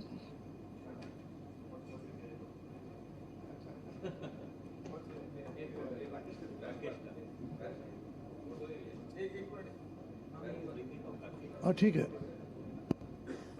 प्रदीप जी आप भी आइए सामने. हो गया, राजकुमार ले लिया क्या? अच्छा ले रहे हैं.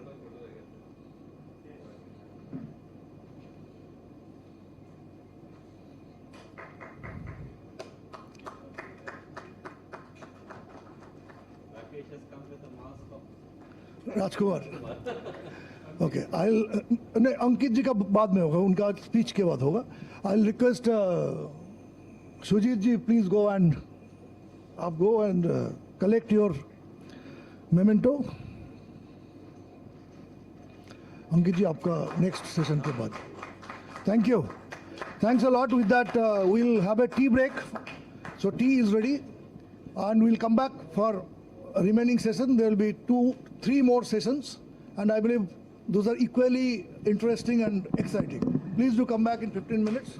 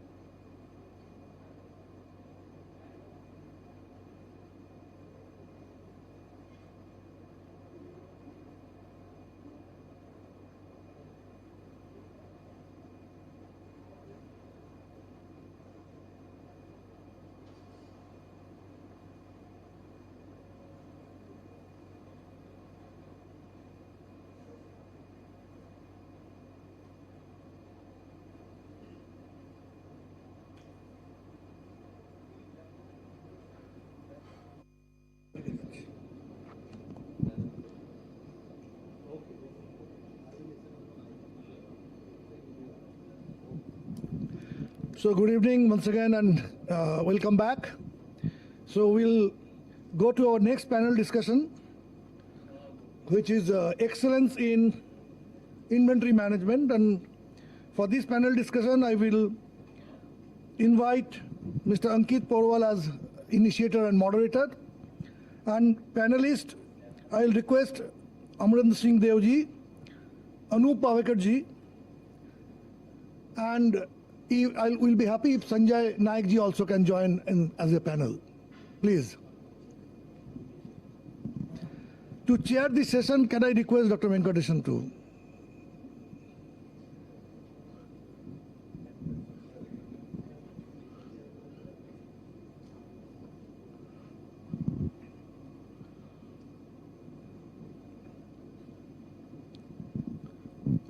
Yeah, Anup ji, Sanjay ji, please.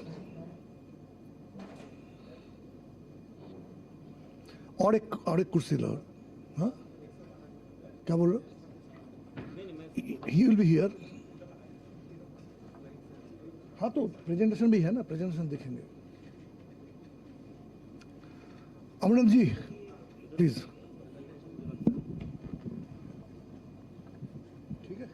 अनु आप थोड़ा सा पीछे लोगे क्या? नहीं नहीं ठीक है, हाँ हाँ बस बस ठीक है? Perfect perfect. चलिए आइए। हेलो हेलो हेलो हेलो ये जरा लगा दो, हेलो ये कॉलर माइक लगा दो। क्या? Hello check.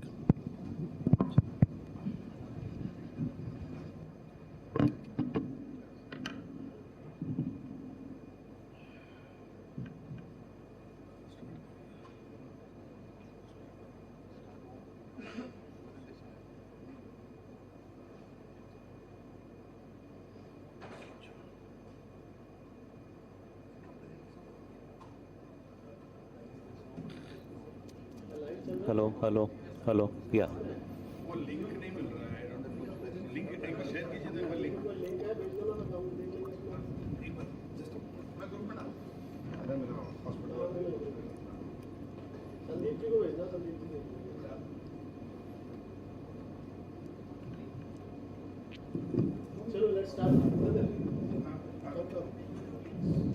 Pointer.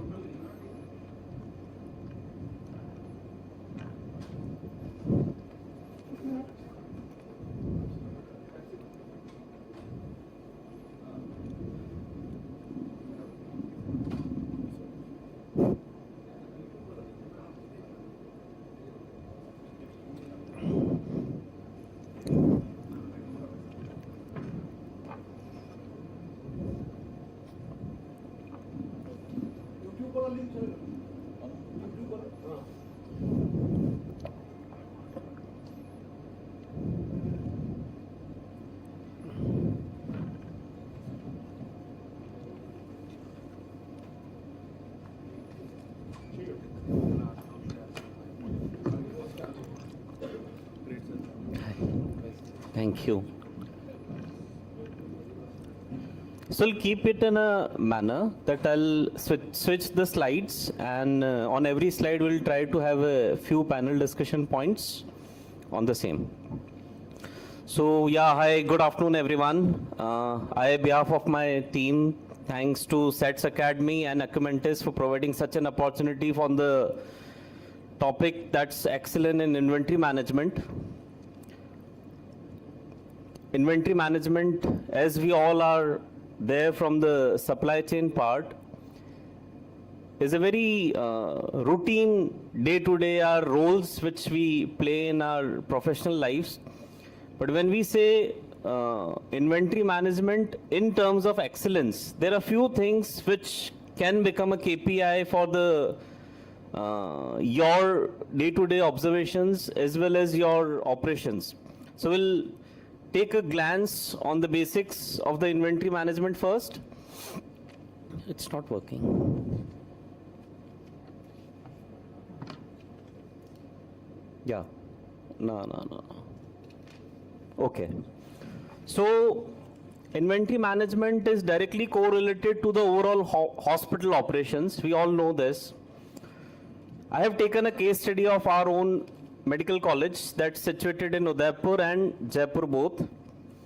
We have a combined capacity of around 2,660 beds, and I think that most of the corporate hospitals and medical colleges which becomes a part of the hospital network has a minimum combined capacity of 500 and plus beds, taking into the consideration that point. So when we cater large amount of beds in the hospital, a large daily patient inflow in terms of IPD, OPD, ICU, emergency, there is a high dependency on the uninterrupted drugs availability to ensure that patient services, patient care is not affected by it. And for that only, strategic inventory management is required to achieve the two things, that's clinical excellence as well as financial excellence. What are the key objectives which we consider when we say or speak about inventory management?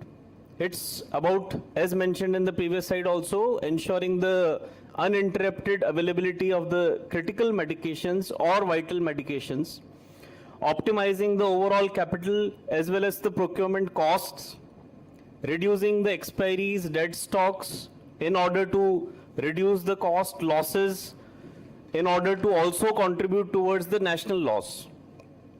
Strengthening the patient safety and yes, nothing beyond it, meeting up the regulatory compliances, whether it is quality compliances, whether it is any compliances which actually directly impacts our overall operations. How the inventory flows? Inventory flows actually through the forecastings. First, the stage is forecasting, then the procurement process starts. When the procurement process starts, it actually leads to the receiving of the material and the quality check of the material which has been received. Then the material is being stored into the racks, shelves, or at any center in the FIFO method, and then the dispensing to the patient or dispensing to the internal transfers or internal centers. So while the whole process flow of the inventory which flows into the organization, there are few matrices which we all are well aware of, that's ABC and VED. But a mix of ABC, VED can be utilized for the better inventory control. Here A doesn't contributes to the revenue. Here A actually stands for the per unit value of any drug or any utility material which is there in the inventory. So high value item which is vital requires the strict monitoring in terms of patient care. Because if there will be any variation in the quantity which is being there in the system and in the physical material availability, then it will be actually hampering directly to the hospital operations. Close monitoring for high value essential drugs, periodic reviews for the desirable and high value drugs. The same actually flows directly into every hospital, which we all are doing. Min, max and reorder levels at a periodic timelines to prevent stockouts of the critical drugs, to avoid the opportunity revenue which is being going to be happening for the organization. Expiry and wastage reduction strategy, yes, monthly expiry tracking alerts, which is also compliance of NABH interstock unit transfers, which actually requires the maximum monitoring, because it happens usually that when a stock is transferred from one unit to another unit, there are reconciliations being done at the later stage when you find the errors. Vendor return agreements for near expiry products. When you design your VRFs, actually you keep a thing like this in your VRFs to have a better utilization of the products when you return it to the vendor, and you ensure that your losses are reduced. So in the starting, as I mentioned, then when we think of excellence in the inventory management, we consider 4 KPIs which are actually contributing directly to the excellence. What is excellence for the order fulfillment? Minimum 90% of your orders are fulfilled by your suppliers in a stipulated timeline is an excellence. Inventory turnover ratio or stock days, that's anything beyond 20 is not considered to be good in terms of inventory days. Anything below 20 should be kept. Expiries 3 or less than 3%. Stock out less than 2%.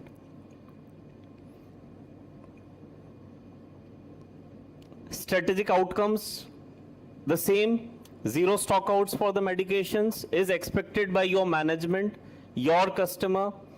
Lower expiry and wastages, reduced inventory holding costs, and improved patient satisfaction and pharmacy efficiency. So, in order to the whole presentation which I mentioned here, I'll now move to the podium of the panels to discuss more about sharing their experiences. Anything which is being mentioned in the presentation, you think you can contribute more on that point, that's a good take for everyone. So if you go to the previous slide, the ABC and the VED metrics. Yeah. Let's go there. Actually, so the way that it has been articulated, right? Yes.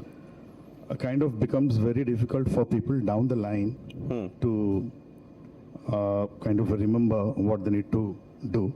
So similarly, I have actually done a matrix, the same matrix. Okay. And and classified it into group 1, group 2, and group 3. So kind of, this becomes like VA. This becomes VE. AVE. VA.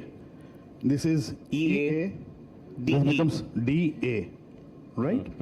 Similarly, this becomes VB. B. EB.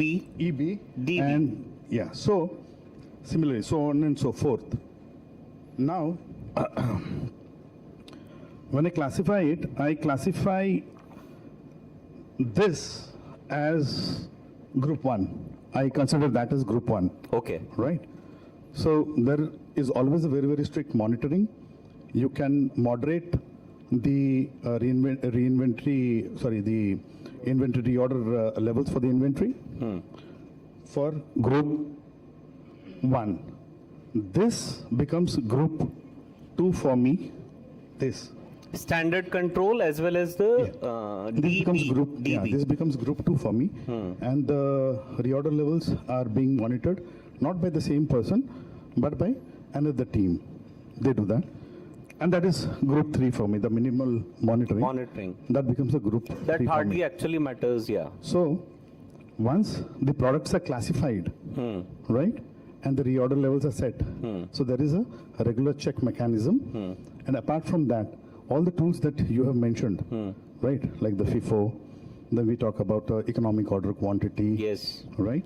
We talk about, We can consider FSN also into this. you consider FSN Yeah, into it. frequency of the material going out from the pharmacy. Yeah. You look at demand forecasting. I was just writing down some points. You can also, if you are situated not in a town like Udaipur, but maybe, in a metro like Tier 1, Chennai, Tier 2 cities, in yeah. any of these Tier 1, Tier 2 cities, you can also follow JIT, just in time, because the deliveries can be impacted on the same day. It can be affected on the same day. You place an order in the morning, and you have got your replenishments by the end of the by office hours. yeah. Then the safety stock monitoring, right? You mentioned that. So once we allocate all of these responsibilities to the staff on a regular basis, then it actually minimizes, one is that I do not have a loss in terms of sales, right? I do not have a stockout situation. True. Right? I'm able to kind of furnish whatever is the requirement, right? And third, I'm trying to flush out all the expiries from the system as early as possible and trying to get a Reduce credit the note. overall capex. Yeah. Yes. That's the way that I have done it, and it's been kind of working well for me. So for various hospitals, you will just need to check a tool what actually works for you. Fits you, yeah. One size does not fit, Everybody, yes. Venkatesh might operate in a different way, I operate in a different way. You might, as a teaching school, you might operate in a different way. Correct. So you need to just, over a Fit period of everything time, as per your over a period of requirements. time, you will have to ideate as to what works for you at that given point of time, True. right? Yeah, I, Ankit, Working now. hello. That's good. Ankit, you have very well articulated this inventory management. It's beautiful, and you also said that he is showing in a horizontal model. You are saying that vertical model. It's both are same. So we, as a supply chain leaders, we traditionally follows this VED, ABC, FSN, FSN, yeah. and what else? JIT. JIT, correctly mentioned. VMI, it's all there. It's all traditional. I just wanted to ask you, you can just give me what is the challenges you are facing? Let me quickly, one or two, that's all. No need to tell a story, but what is the challenges in the inventory management at your hospital so that it can be lesson for all of us? yeah, inventory for us, the challenge is from Working. hello. The challenge is like keeping inventory, like finance is after us. Like, you have to keep minimum inventory. So in this case, what we have done, sir, we have channelized like A, B, C products are there. Like, so A products, I'm looking into like the inventory of only 7 days, B into 15 days, and C into 30 days. And for A, like my most of the on requirement products are there, like, sir.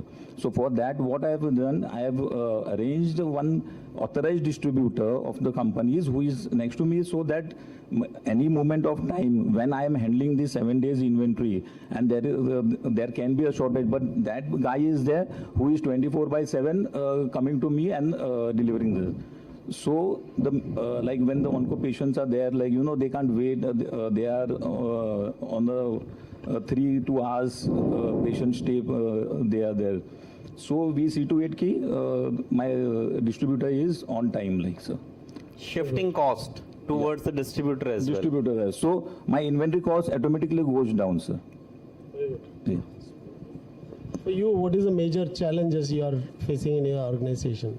जिस institute के साथ मैं काम करता हूँ वो teaching institute है, medical college. अभी ये जो सब मेथड है इन्वेंट्री कंट्रोल्स के, वो फुल्ली कंप्लाई विद जहाँ पे फॉर्मूलरी क्लोज्ड है, मतलब फॉलो किया जाता है। एज ए टीचिंग इंस्टीट्यूट में फॉर्मूलरी को कम्प्लीटली अदर रहना इट्स हाईली इम्पॉसिबल, क्योंकि प्रिस्क्राइबर बहुत है, रेसिडेंट डॉक्टर्स होते हैं, सब कुछ होते हैं। तो वो इन्वेंट्री मेंटेन करने के लिए हमें डे बाय डे बहुत चैलेंजेस आते हैं। Very good. So there's no system. If it is system, Yes, only exactly. it can help. Yeah. I want to ask the audience, like, what we discussed about the inventory management, what Ankit has presented. Beyond this, you have anything to say to the forum that which is the best practices, what you all are somebody following and we can also learn? Please share your suggestions. Which is the best inventory control model you are handling? Although we are sitting here as panelists, I just wanted to also understand if anyone among us in their day-to-day practice is using any AI tool for optimizing inventory, because I have been looking for something and I have not come across anything of any significance or relevance to our industry at least. So I think So AI will talk separately. We'll talk about inventory management. So is there any other model suits to you? I think whatever Ankit is saying, whatever Amrinder is saying, I think all these are the best practices only. And someone is using ABC, someone is using VED. The only thing which I think will is adding value is that regular monitoring, right? Once we have made this SOP, that this needs to be followed, right? But the team down the line, they need to be properly monitored and regularly they need to be properly monitored on a regular basis, so that whatever is being defined as a SOP, that this needs to be done in order to inventory management, whether just in time inventory, like for your A class item, right? Those are your high value items. So if you have a mechanism wherein you can alert that your A class item is out of stock, right? So you don't need to maintain that stock in your inventory. You can immediately order that. So ultimately, as your problem is this: finance is raising question to you, please keep your inventory low. So what you can do, which I did in my previous organization, I am trying to do this my current organization also. All these A class items, I don't used to keep the inventory, right? What I did, whenever there is a requirement, the vendor was very near, I identified the vendor which was near to my hospitals. Whenever there is any requirement, we just raised order and those items were delivered. Except critical supplies. You can't do this with your critical supplies, but for your high value anti-cancer drugs. The patient is scheduled, right? You know that patient kal ko aane wala hai. So when you come to know, and you should have that proper communication from the doctors also, right? The doctor will tell you that, okay, I am planning this patient, please order the Keytruda. Then you don't need to keep those drugs in your stock. I also did like consignment basis, right? We keep lot of items on consignment basis for surgeries like cardiology, implants and all.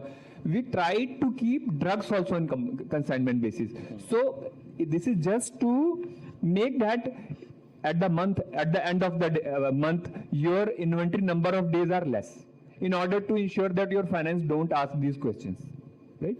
I just wanted to understand which hospital is keeping drugs on a consignment basis. Matlab, I haven't kept drugs on a consignment We basis are keeping the implants, stunts, everything on the No, consignment. I'm talking about Drugs you are asking Drugs. for the endosurgery products like cartridges, all the metal explants.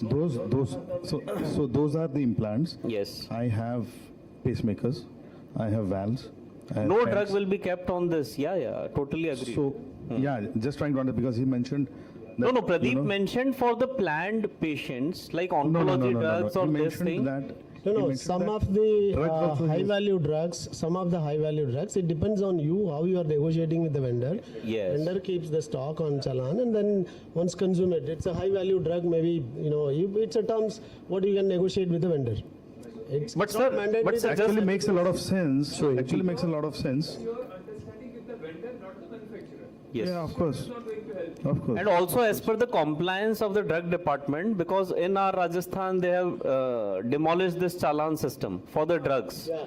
So in that That sense, is the- yeah. That is the main reason most of the people are not doing it the drug. Because drug cannot be kept on challan. Yes. It has to be purchased and it has to be invoiced Kept to be into the- employed. yes, So right. then only you can store it. So it's one or two high value drugs, maybe some arrangement can happen. But otherwise, in a metro city, it doesn't require this kind of arrangement because the most of the vendors delivers in 3-4 hours time, 7 hours. So my next question is that anybody doing auto PR or auto ROL setting, instead of setting it manually ROL fixing, system itself, it fixes the items based on the consumption. Auto ROL, auto PR, even auto PO to the vendor. So anybody is doing that? Not on the auto mode we are doing. Somebody has to actually click in the system, then authorize. After the authorization, the PO moves directly to the vendor on email. That's the thing which is being done, and I think that's happening through all the HIS currently. And the ROL which you mentioned, actually it's not possible to do the ROL system through HIS because there are many things which depends on the seasonability of the drug as well. In that sense, every time to remodify the structure of ROL for that item in the system is a bit tedious task.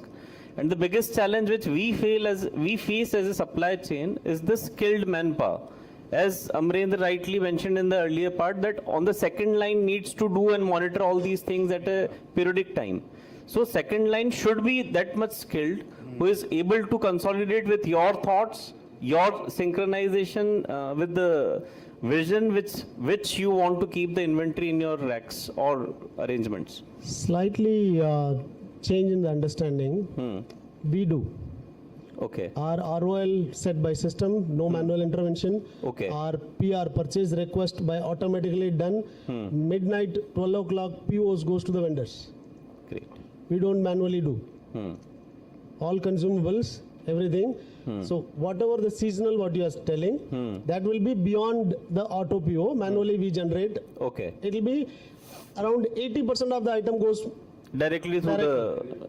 For that, you have to work hard in the beginning of the year. This Jan to March, we meet all the companies, get the prices, fix it in the system. This item, this price, this vendor, fixed.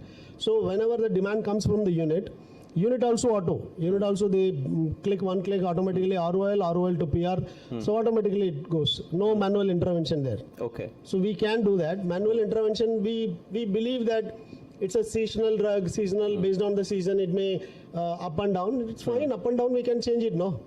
So manually, you need more, right? You can change it. If it extra comes, then you can postpone the next orders. So it automatically sets. It's our own HIS. And also now, artificial intelligence, now you said not to talk about artificial intelligence, but it's there. There are a lot of artificial intelligence comes. So there it is very well advanced. So whatever command you give, it will go real time. It's not even better than our system. So we are looking for that as well. So we're going to get it implemented. Yeah. No, all HIS actually have this ROL system. Also, But actually it depends how the flow of or process flow happens in the HIS. One more best way to manage the inventory is you connect with your vendor. Your system should speak to the vendor's system. So you can access their inventory and you can order, or they also, when they invoice it, automatically it will come and it's in our GRN. Most of the time in the inventory management, we miss the expiry date, galat dal gaya, batch number galat dal gaya, even MRP galat dal gaya. It's all manual. So we are working on with the supplier. So we are getting the system, our system ready, so that wo GRN, jaise invoice raise karte hain, it will come and sit in our system.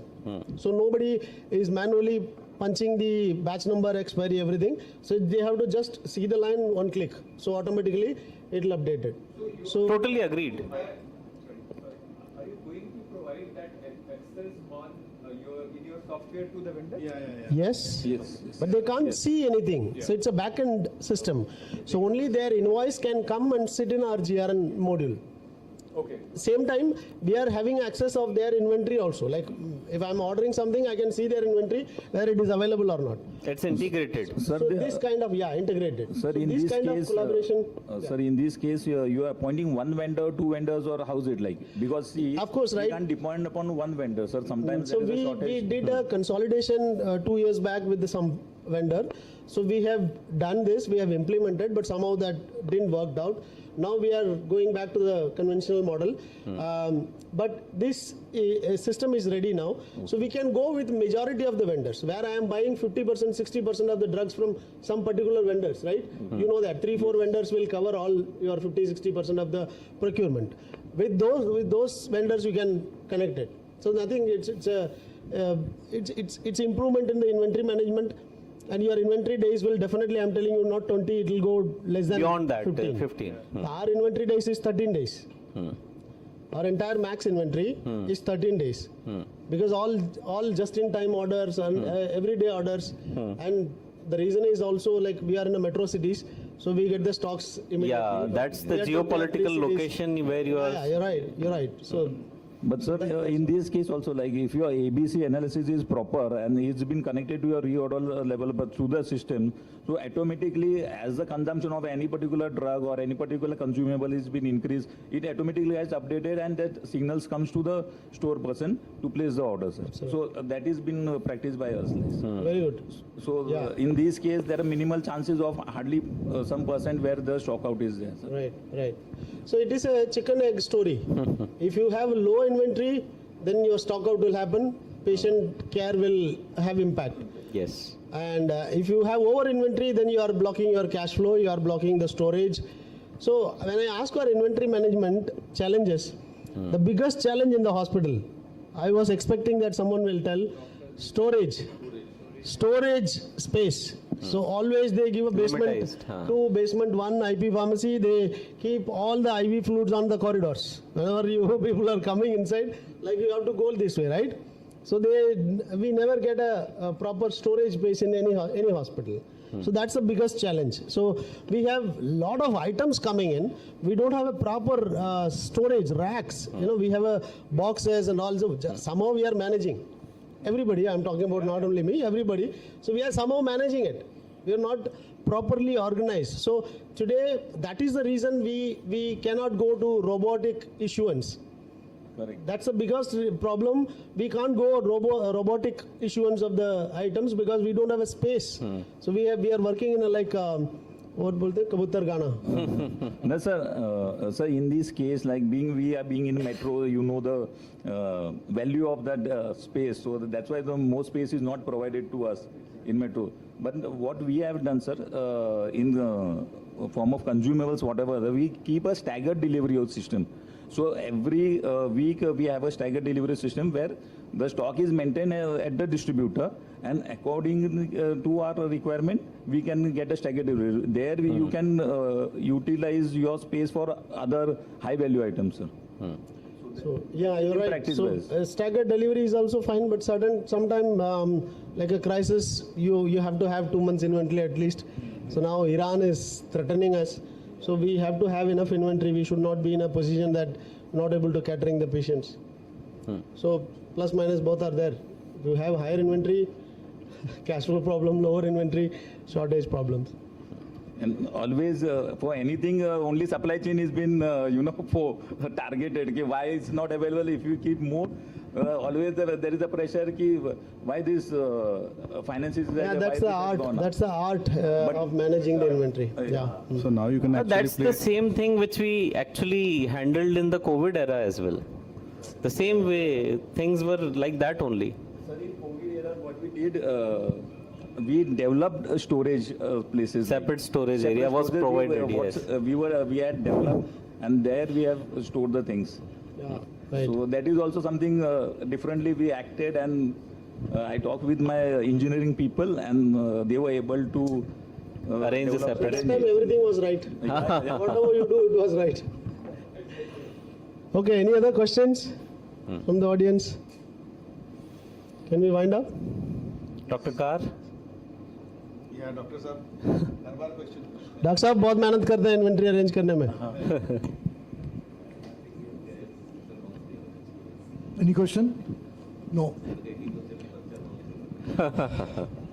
So thank you, Doctor. Thank you, Ankit ji. Yeah, Thanks you. for a Thank you.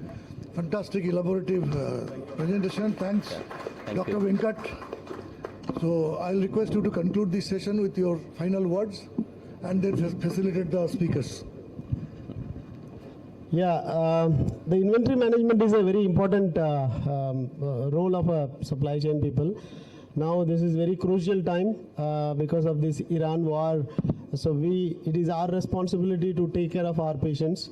Drugs, consumables, medical equipments, all the supplies should happen. Whatever outside the hospital happen, inside the hospital patient should treat.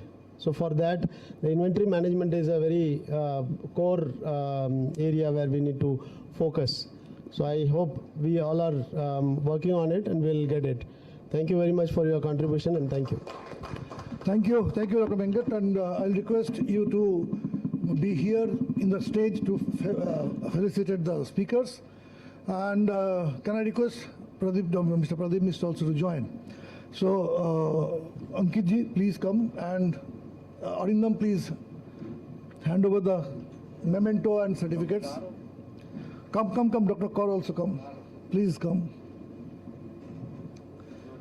To Mr. Ankit Porwal.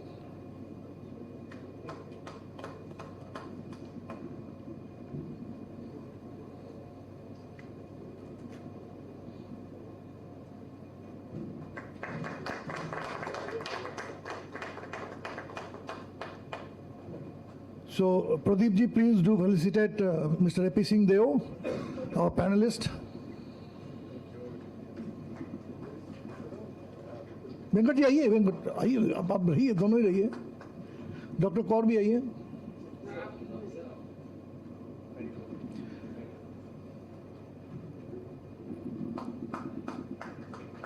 Our next panelist, Sanjay Naik.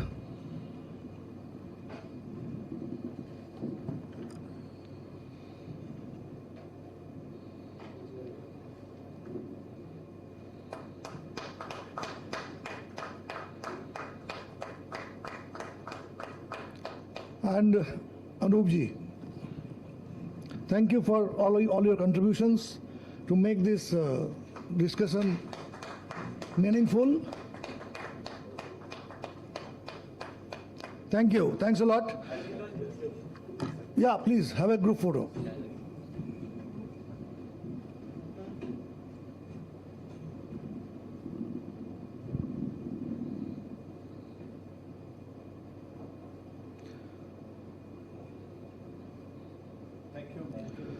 Thanks a lot. And our next session is very interesting, and which is the subject of interest today for in every sector, not only in healthcare. So AI in healthcare. So I request Pradeep ji to come and take the session, and along with that, our panelist is Mr. Sachin Shinde. Please take the stage. We had another panelist who could not come, who is not present here, Ajay Menon. So, though it is unplanned, actually Rakesh tha, but Rakesh to nahi. So, can I request Dr. Arindam Kaur, though it is unplanned for you, but can you come and join in this, because I know your interest on AI. So please do join as a panelist. And Dr. Venkat, if you can chair once again. We will not leave your chair. Because we thought about Rakesh ji, but Rakesh ji is not present in person. So Rakesh ji can join in the Zoom. Please, आइए. आपको चाहिए? I know, I don't need because I don't have any presentation. Yeah.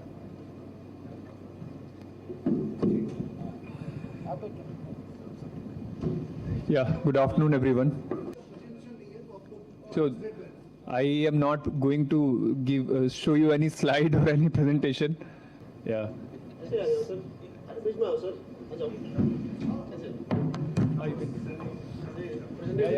No, there is no presentation.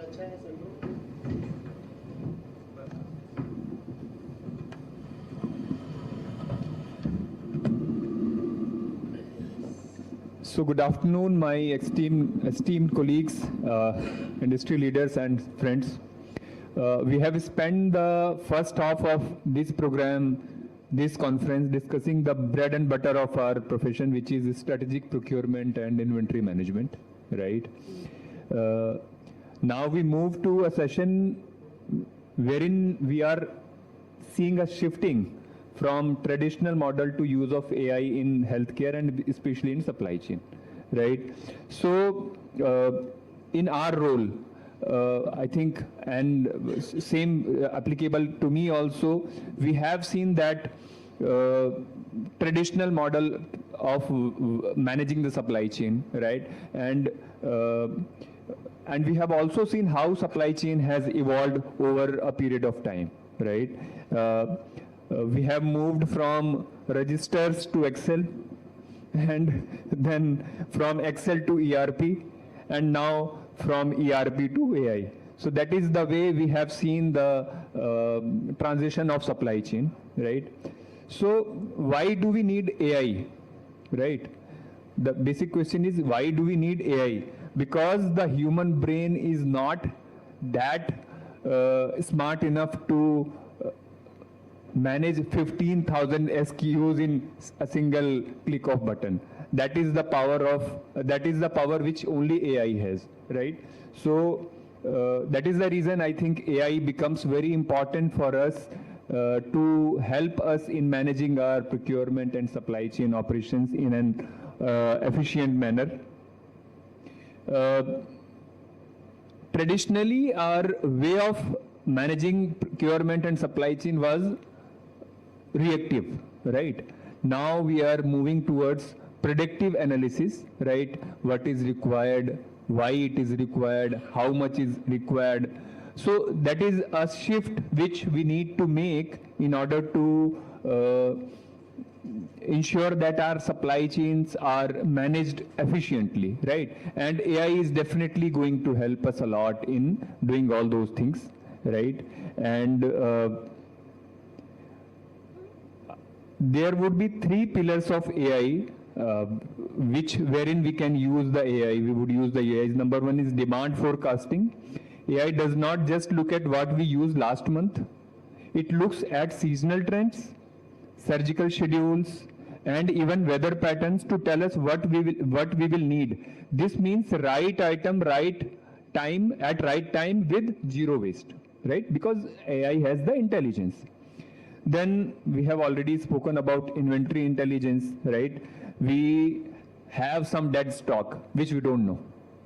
AI will be able to let us know what is our dead stock, what is our non-moving stock. Though we have ERP and HIS wherein we click, we generate the report, we come to know these are the inventories, but AI can immediately, in a click of button, can tell you, okay, these many SKUs are non-moving, this is your expired stock and all. So definitely AI is going to help us. Then strategic sourcing, right? We can scan thousands of data of the vendors, right? Which vendor is going to give us the best margin, which vendor is going to give this item. And in fact, when we float the RFQ also, right? Traditionally, what we are doing, we are floating the RFQ, we are getting that RFQ, their quotations in an Excel, then there is a team which is compiling all the data. I think 1 month exercise it takes, right? But definitely with the use of these tools and all, we would have that information available maybe in a day, maximum in a day. AI can solve all those problems. So I think AI is definitely going to help us. And before I introduce our panelist, I would just say that AI is not here to replace the procurement manager. It's not going to replace us. It is there to replace the manual task which we are doing. So we have to remember that the manual task which we are doing, it would be replaced by AI, but we need to understand how to use that AI for doing that job, right? Yeah. So to discuss further, I have been, Dr. Venkateshan is the chairperson for this program, and with Sachin and Dr. Kar. Okay. So my question for all three of you, right?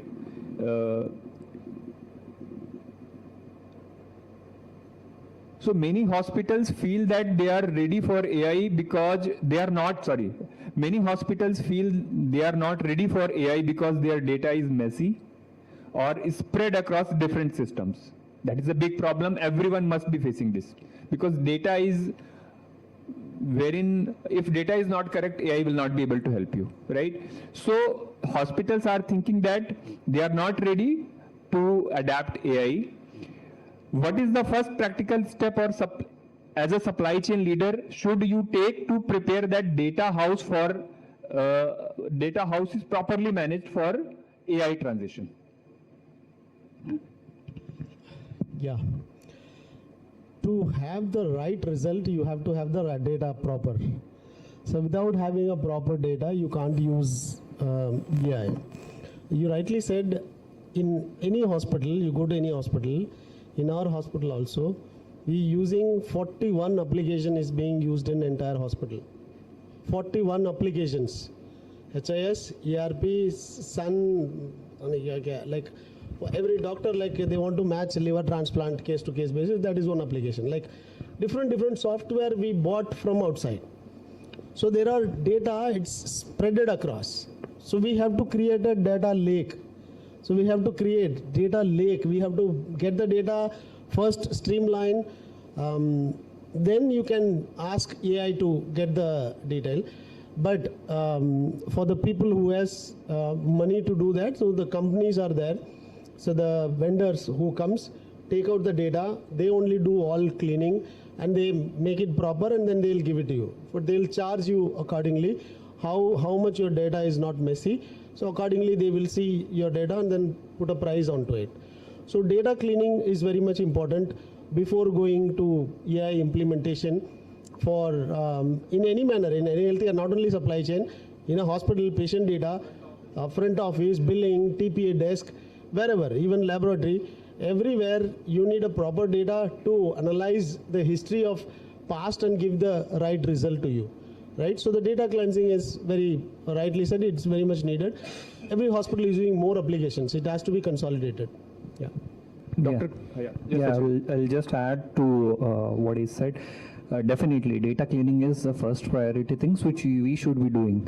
Many of the hospitals, what we have perpetually seen, even the batches are mismatched. So it happens everywhere. We do stock counting wherein the batches are again matched. Expiries, definitely it is there. But the first and foremost thing, what we should be aligned is how much efficient or how much effective we are to utilize that AI in our hospital HIS. even if the AI is compiled or made compatible with your HIS, AI command and the technology usage should be with the person. Right now, few hours or few minutes back, what we had seen is we tried connecting with the Zoom. Technology comes with its pros and cons. So you have to understand what are its pros and what are its cons before you go into any data churning or data mining. Dr. Kar, any input from you?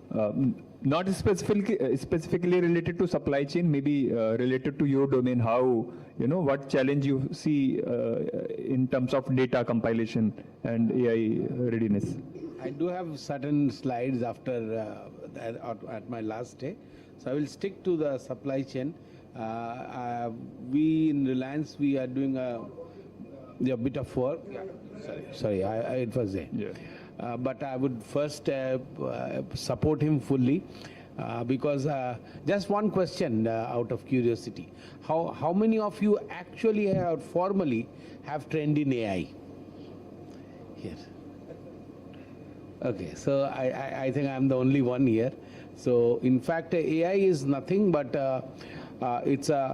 you have to have two things are required. One is a clean data, structured data, or data which can be put into the system of AI, and the AI is nothing but a very sophisticated automated statistical tools all put together, and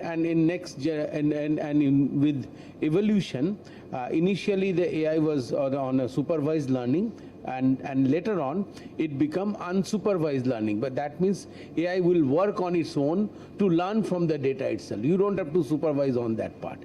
Initially AI was giving inputs which were what we called non-explainable. That means AI was using the statistics, but it was not explaining that which specific parameter they were actually giving the more prominence or not. So we used to call it the black box inputs, right? But now we have explainable AI, so they are explaining which one they have used itself, and the last stage which has come is a generative AI.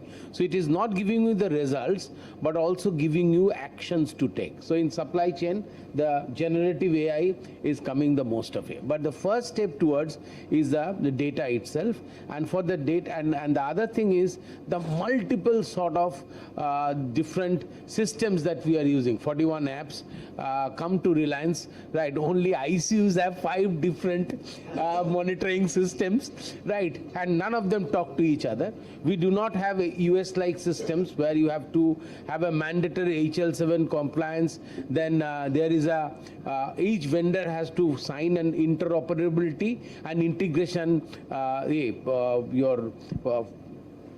You have to, by default, you have to help in integration itself, right? So these vendors, we cannot do anything if 2 vendors don't talk to each other on that part, and the integration doesn't happen. I think we need to look into this, but supply chain, a lot of promises. I hope you will take up certain questions like not only demand forecasting, cold chain maintenance, then predicting your systems breakdown, right, which can reduce the downtime itself.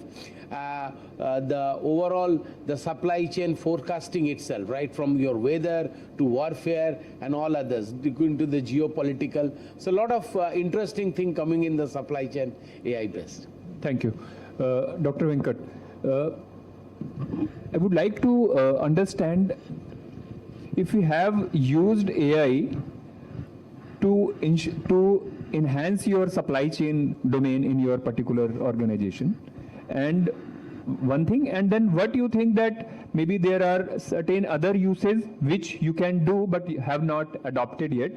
So I mean, if you can answer, how you have you in any of your categories you have used AI for betterment of your system, and then what you think that you can use further the AI to enhance your supply chain in your particular organization.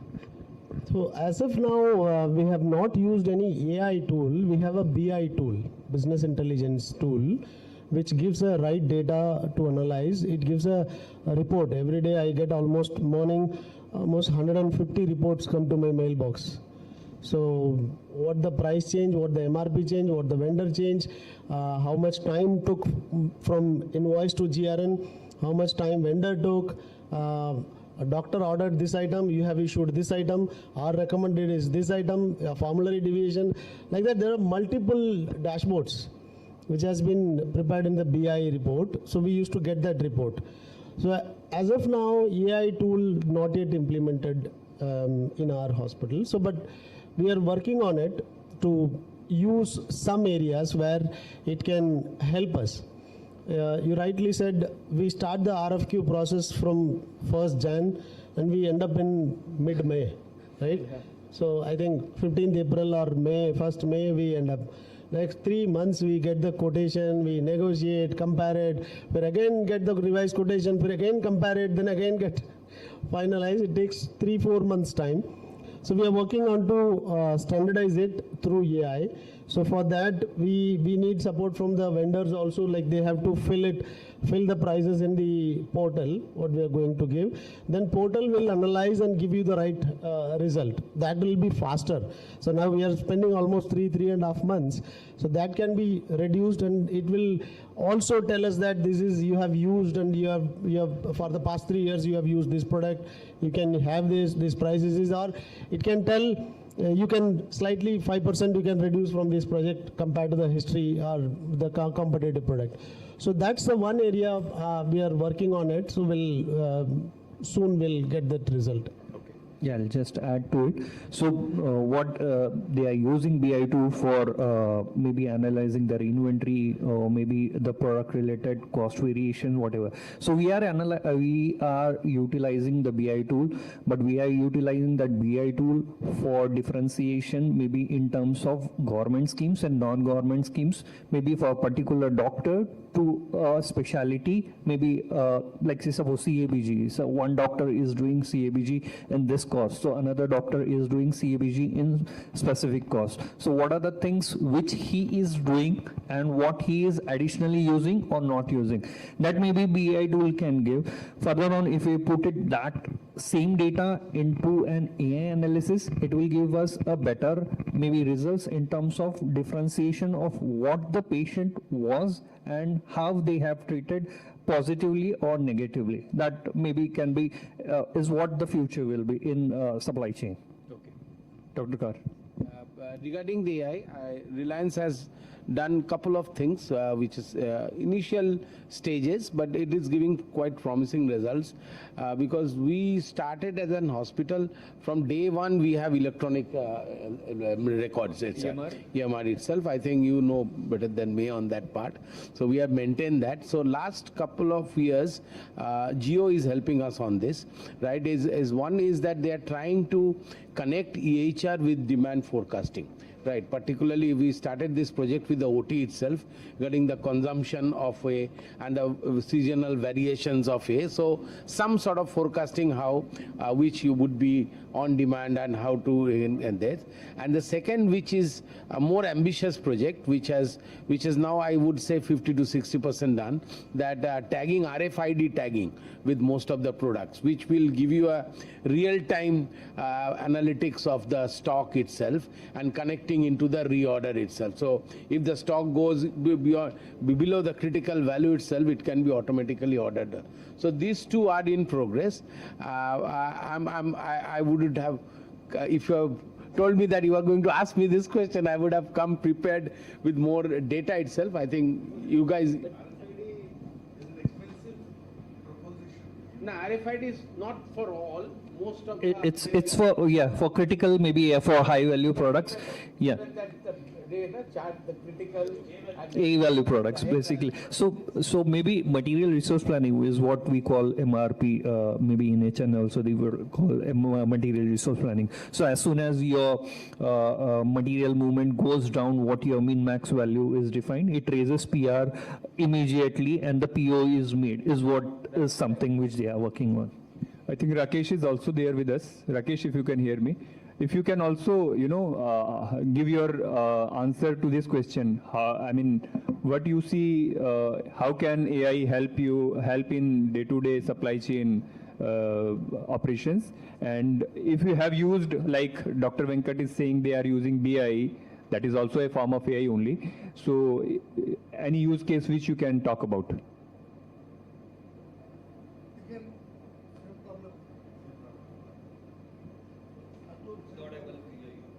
Rakesh, just wait for a second. I think you are not audible to us.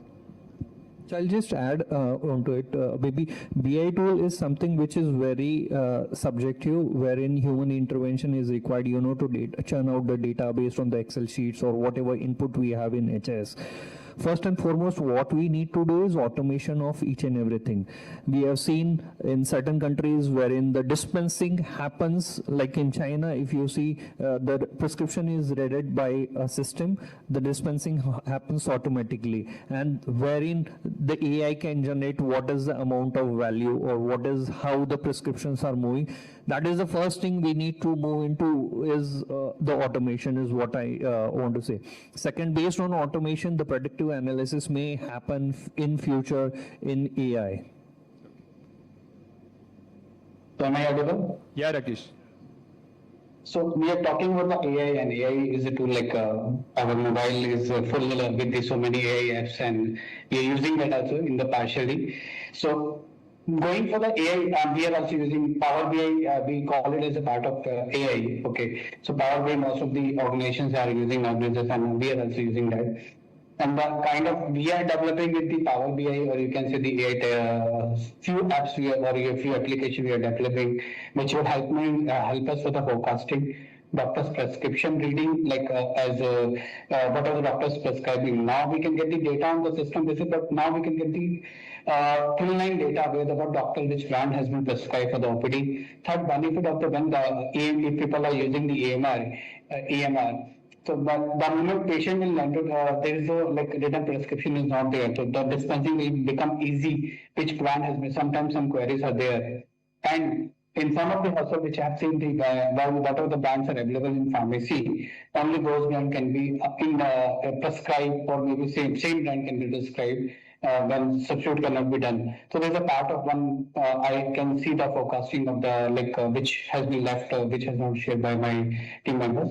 But one question always comes when we are going for the AI, because data is a challenge, and data privacy is a challenge also. We have seen the Institute of AIMS, their server has been hacked, and there was a lot of money was asked. So before going into all this AI, and we are talking the AI only, but cyber security and other things, we should see that, and how we can maintain the data storage. There is a cost.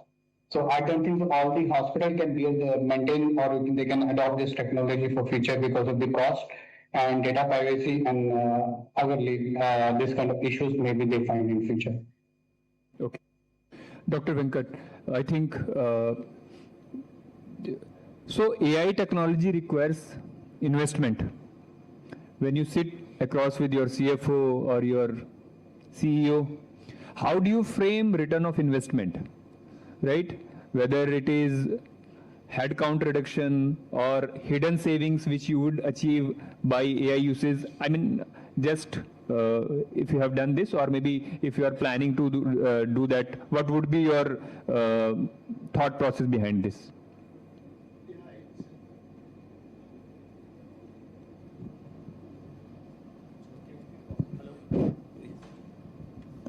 Hello? Yeah. Yeah. As you rightly said, it's all points, whatever extra also you can add.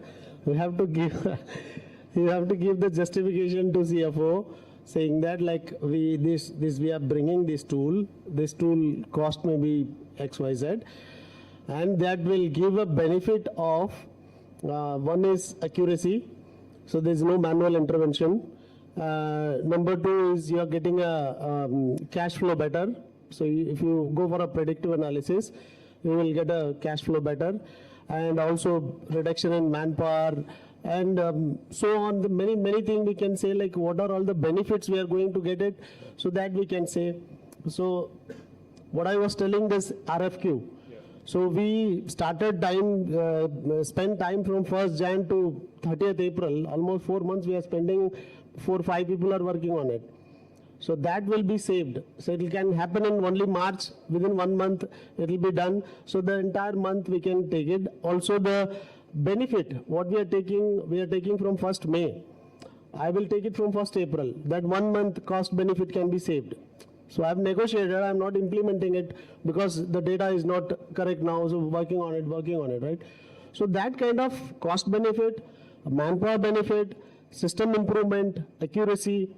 So these are all the things which we put up the case into the finance table and then we get it approved.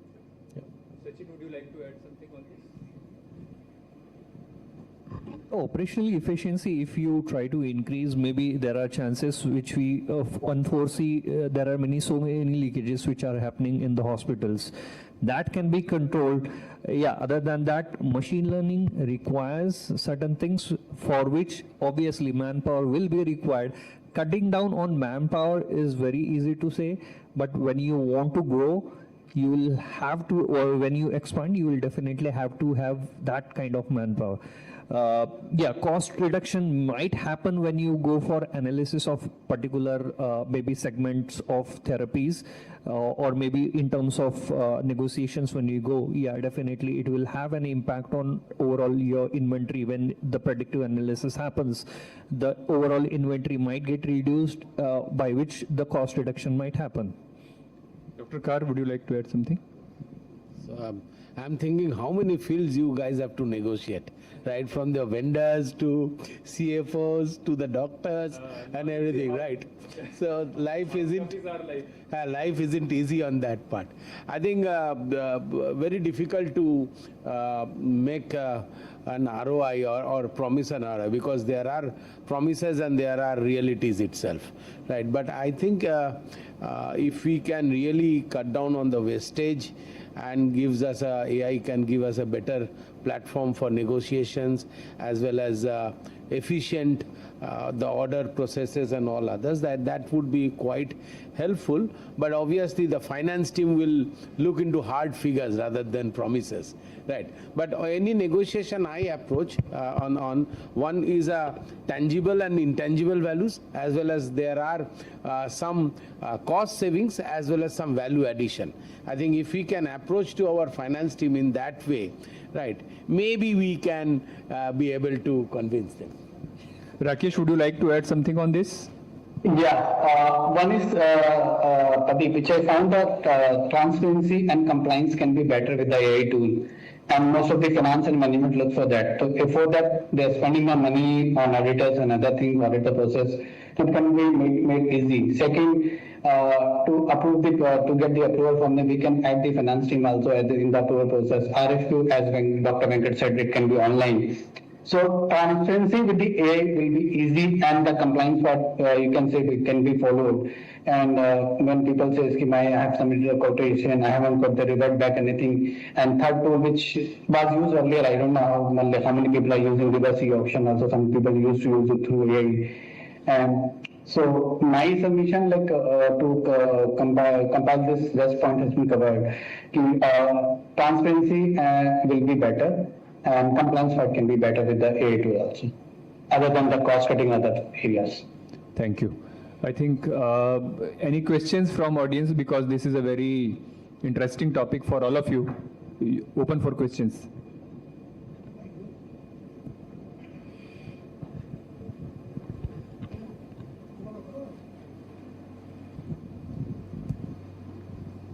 You can direct your question. You can ask. You can name the person. Actually, it's not a question. During this discussion, what was going into my mind, back of the mind, is कि most of the supply chain people are there online and sitting here.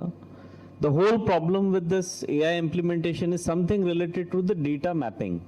The way I write Dolo tablet 650 in my system may be different for your system, everybody's system. So I think there is a need to classify of mentioning any item into the system in a standard manner, which actually resolves the problems of data cleaning, as well as to generate some engines to implement the AI into the system. That's what was going into my mind. Yeah, so Ankit, I think the first question which Dr. Venkat answered was that only.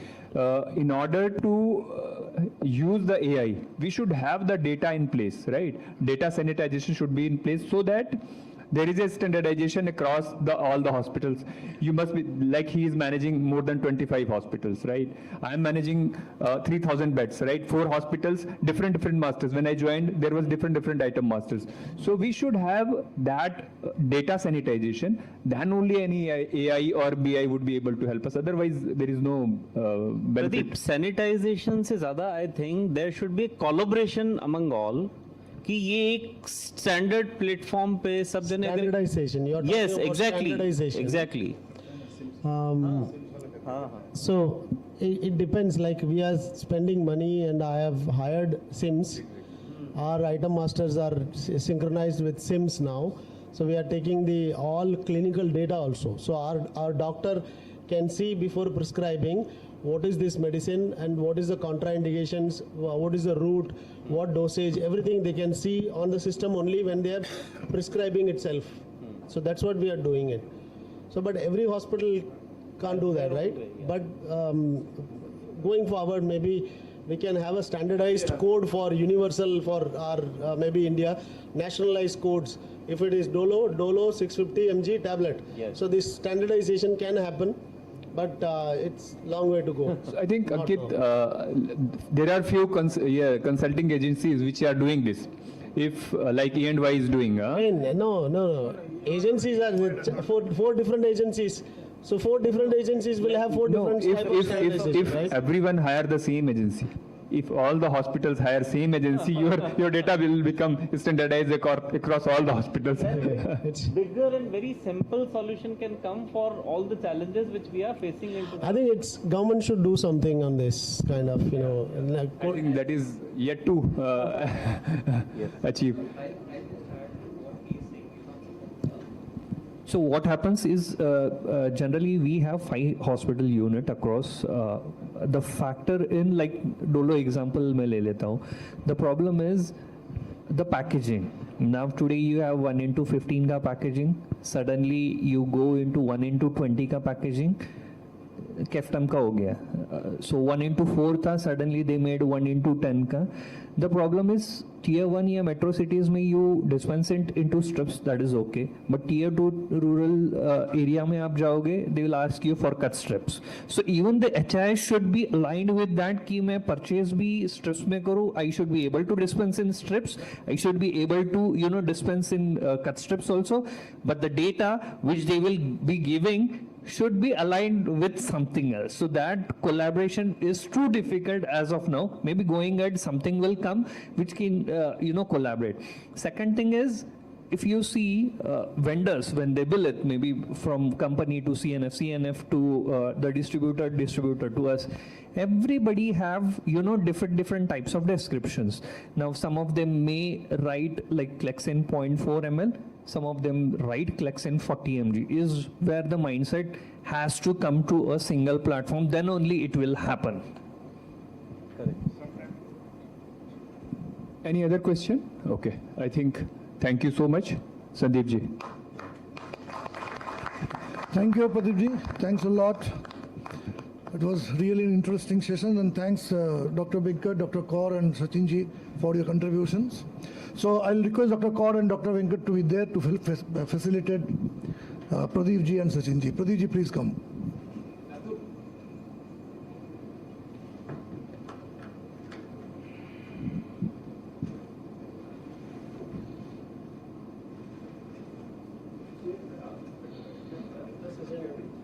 अभी last session doctor Kaur का, हाँ, जिसमें आप moderator हो. आपको stage से नहीं उतारने दूंगा. You're using? Yeah, Okay. Can you take that memento for Okay. Pradeep ji? So give him a big hand.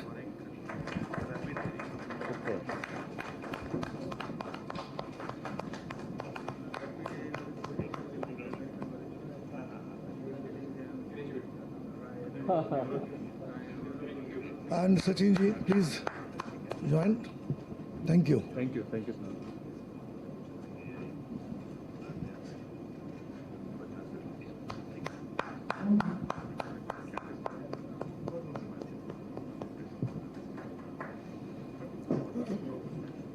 Thank you. So, Dr. Venkat, I'll request you to be there in the stage for the last sessions we have.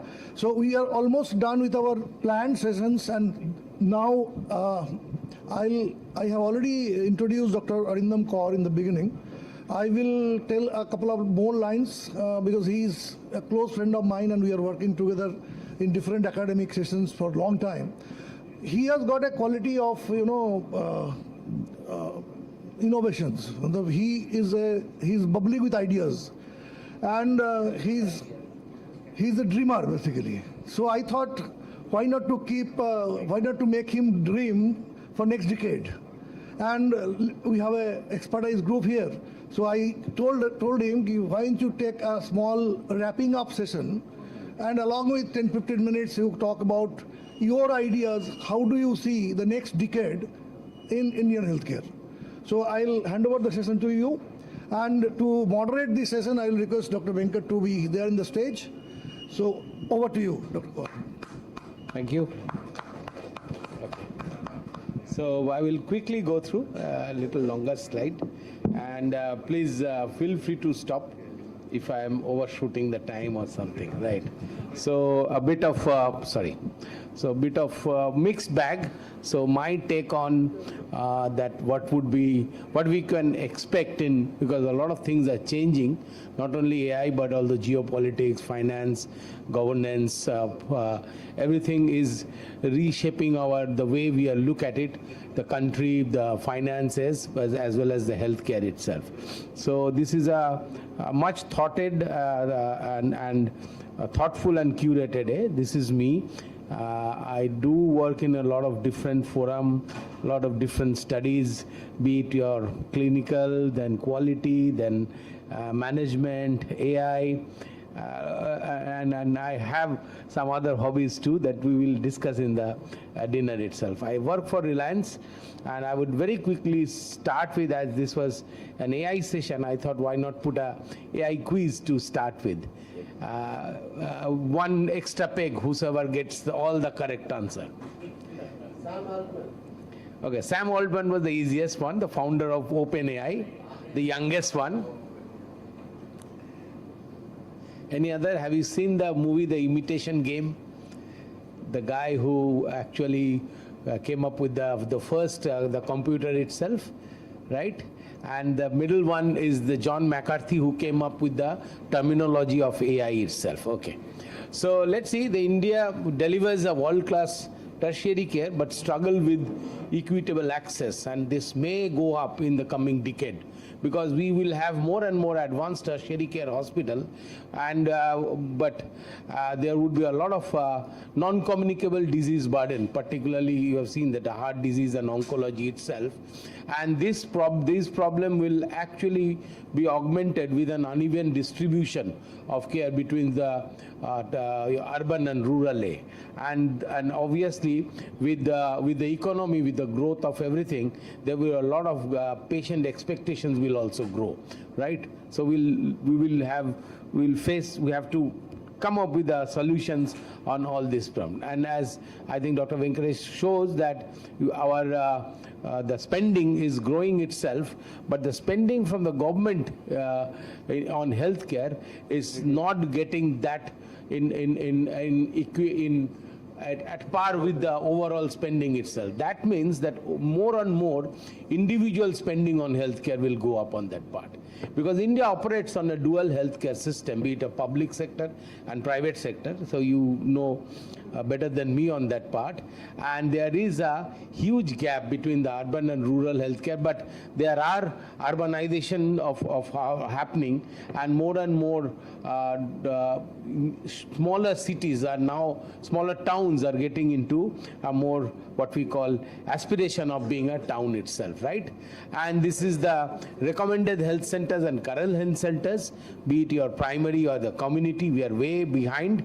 And this is what the government is actually planning in coming years to improve the physician supply. So if you have seen that India is producing almost close to 1 lakh doctors per year itself, and another 50 to 60,000 what we call the foreign medical graduates are coming back to India, and they have to go through an exams and then come down, and they can work or practice as a doctors itself.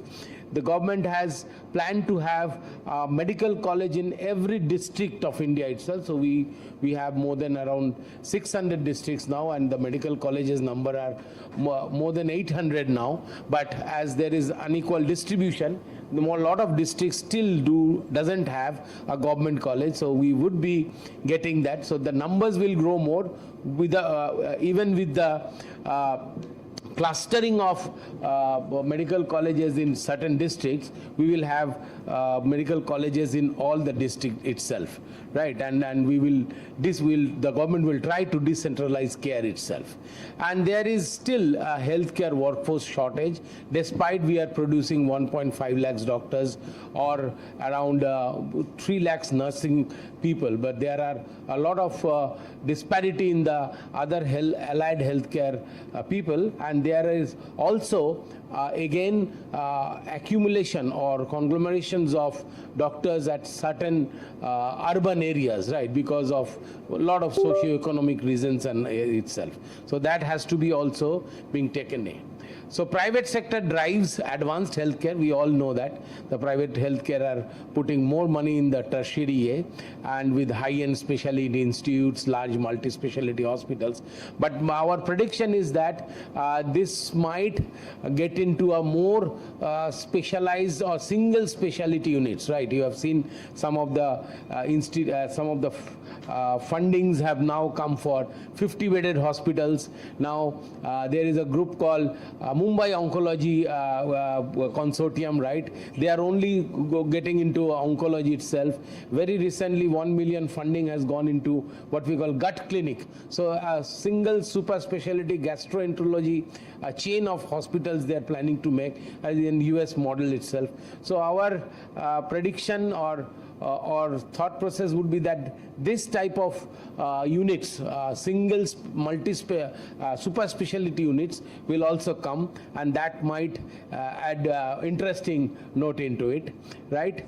And what we are seeing is that everyone is interested in Indian healthcare now, right? So almost now 40% is from international, close to 50% is international investment, be it a VC or a PE funding itself, right? And right from your Singaporean pension funds to German company to US based to BlackRock. So everyone is putting away.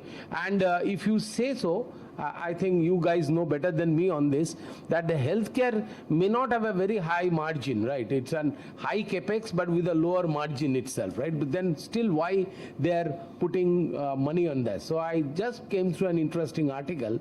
What they're saying is that the game is about building the trust given by good care, good governance, good operations and all others. So though they don't make money in the 10 years, but the valuation grows many years. And so when they move out of that to the second venture or other ventures, by that time the valuation has gone big. So I think more and more funding would come into healthcare itself, and that should be a good news for all of us, right? So be it a better health or a better opportunity for all of us. So that's an NA. Dr. Yes. Kar, the funding of foreign funds are coming for healthcare. The main reason why they are coming into healthcare is India is a young country, very young country. We have average population age is 29. हमारा जो country का it's very young population 29. In another 10 years people will reach to 40. Another 10 years 50. See, the entire population will become old. 60 years पहुंच जाएंगे. जो 29 average है 50-60 में पहुंचेगा. जो like Japan का average age है 65-70, right? So they have all old age people, they need more healthcare services. India now 29. This also will become average age 50, 60, it will grow. So that time healthcare will be the main area where a primary requirement. So the aging demographic. So they are predicting that in another 1 or 2 decades, That's right. when our majority of our population grows old, they would access more healthcare, and there lies the opportunity itself. Fantastic, sir. I didn't look in that way on that part. So That's the again, main reason. So we discuss in a management team. So when we meet investors also, that's the reason is that. That's the main reason people are coming. Always that keeping that in mind that this will requirement will be more now. So the demand would be more for healthcare utilization itself. So for that you need to pay, and who is going to pay, right? So whether it is out of pocket, we are still way ahead of our insurance, but I think certain government schemes really need an appreciation from our end, right? A lot of poorer people are getting access to the healthcare itself, but it has to improve. In fact, improve in terms of the payment, in terms of the timely payment, and giving the proper valuation of the services itself. But I think somewhere the corporate employer insurance and the self-paid insurance will also go up, in fact. But a lot has to be worked on the insurance segment, because in Indian insurance, it is more of a rejection than acceptance itself, right? They always try to find out ways to reject your claim than to approve or appreciate your claim itself, right? So that sort of thing has to be on an A.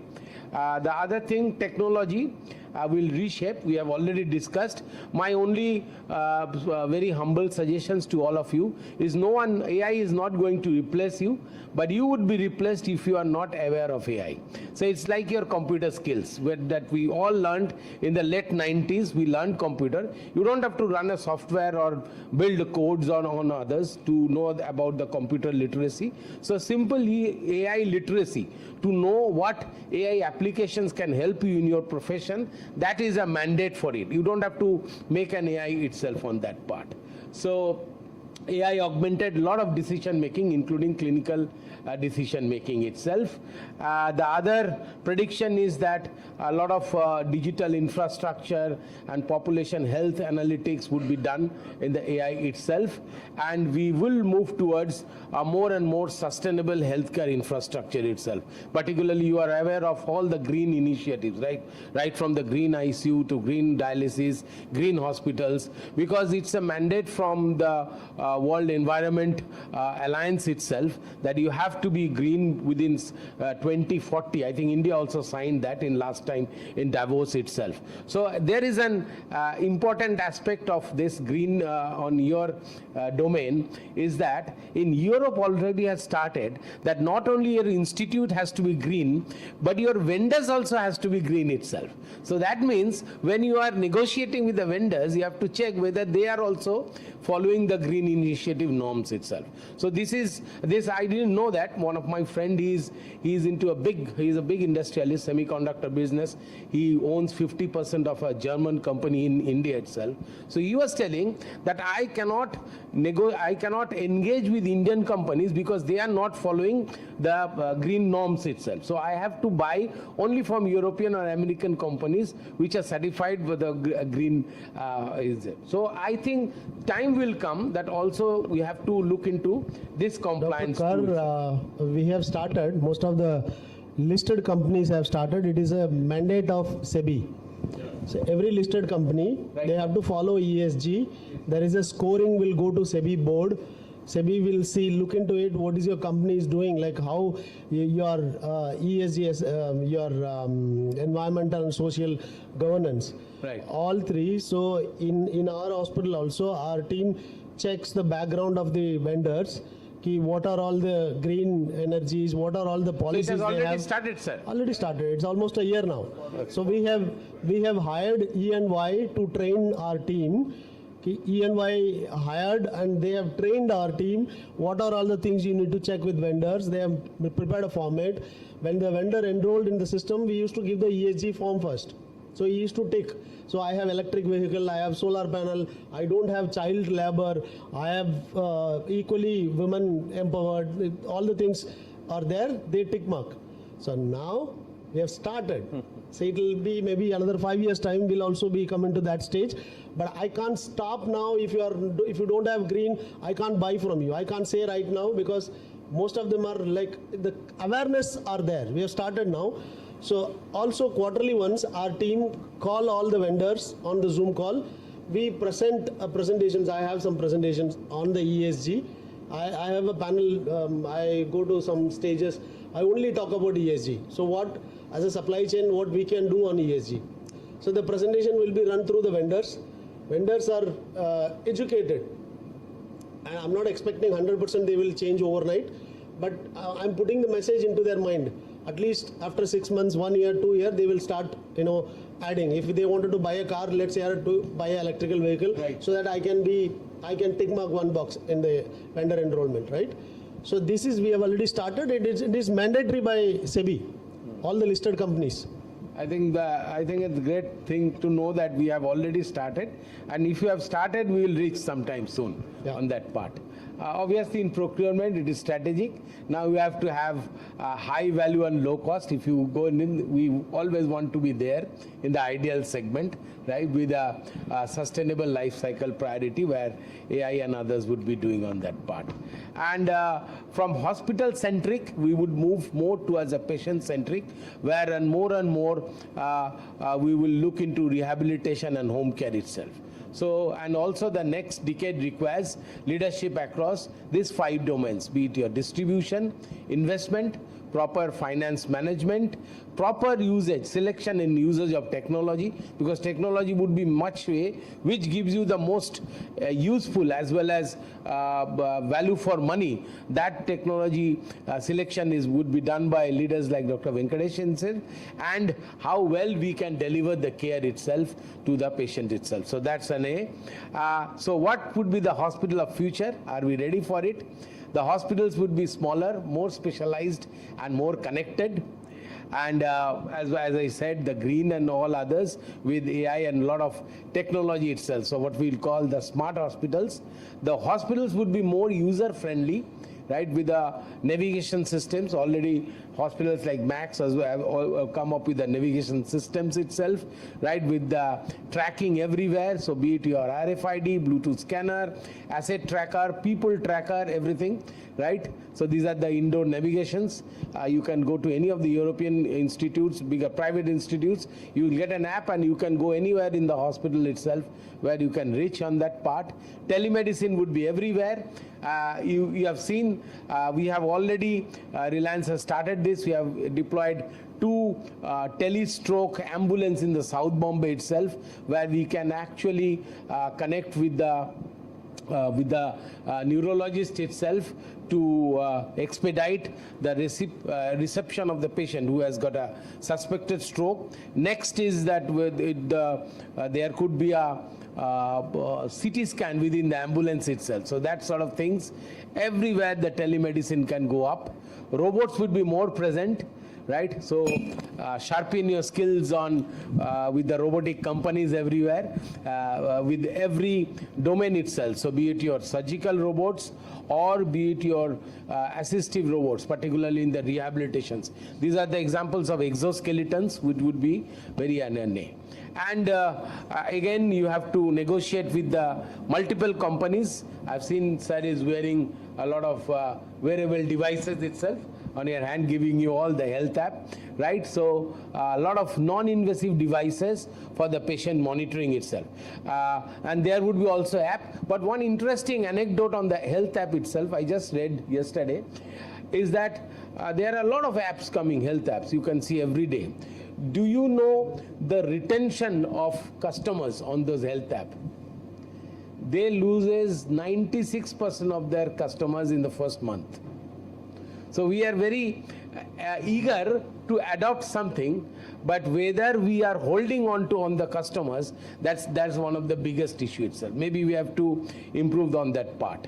The ICUs would be very nice. I will show you some concept of smarter ICUs, which are more and more, I think our friend Pradeep ji will say, the Yashoda has built up fantastic ICUs. I must congratulate you for that. One of the best ICUs in the country itself, right? So be it with your all the smart systems and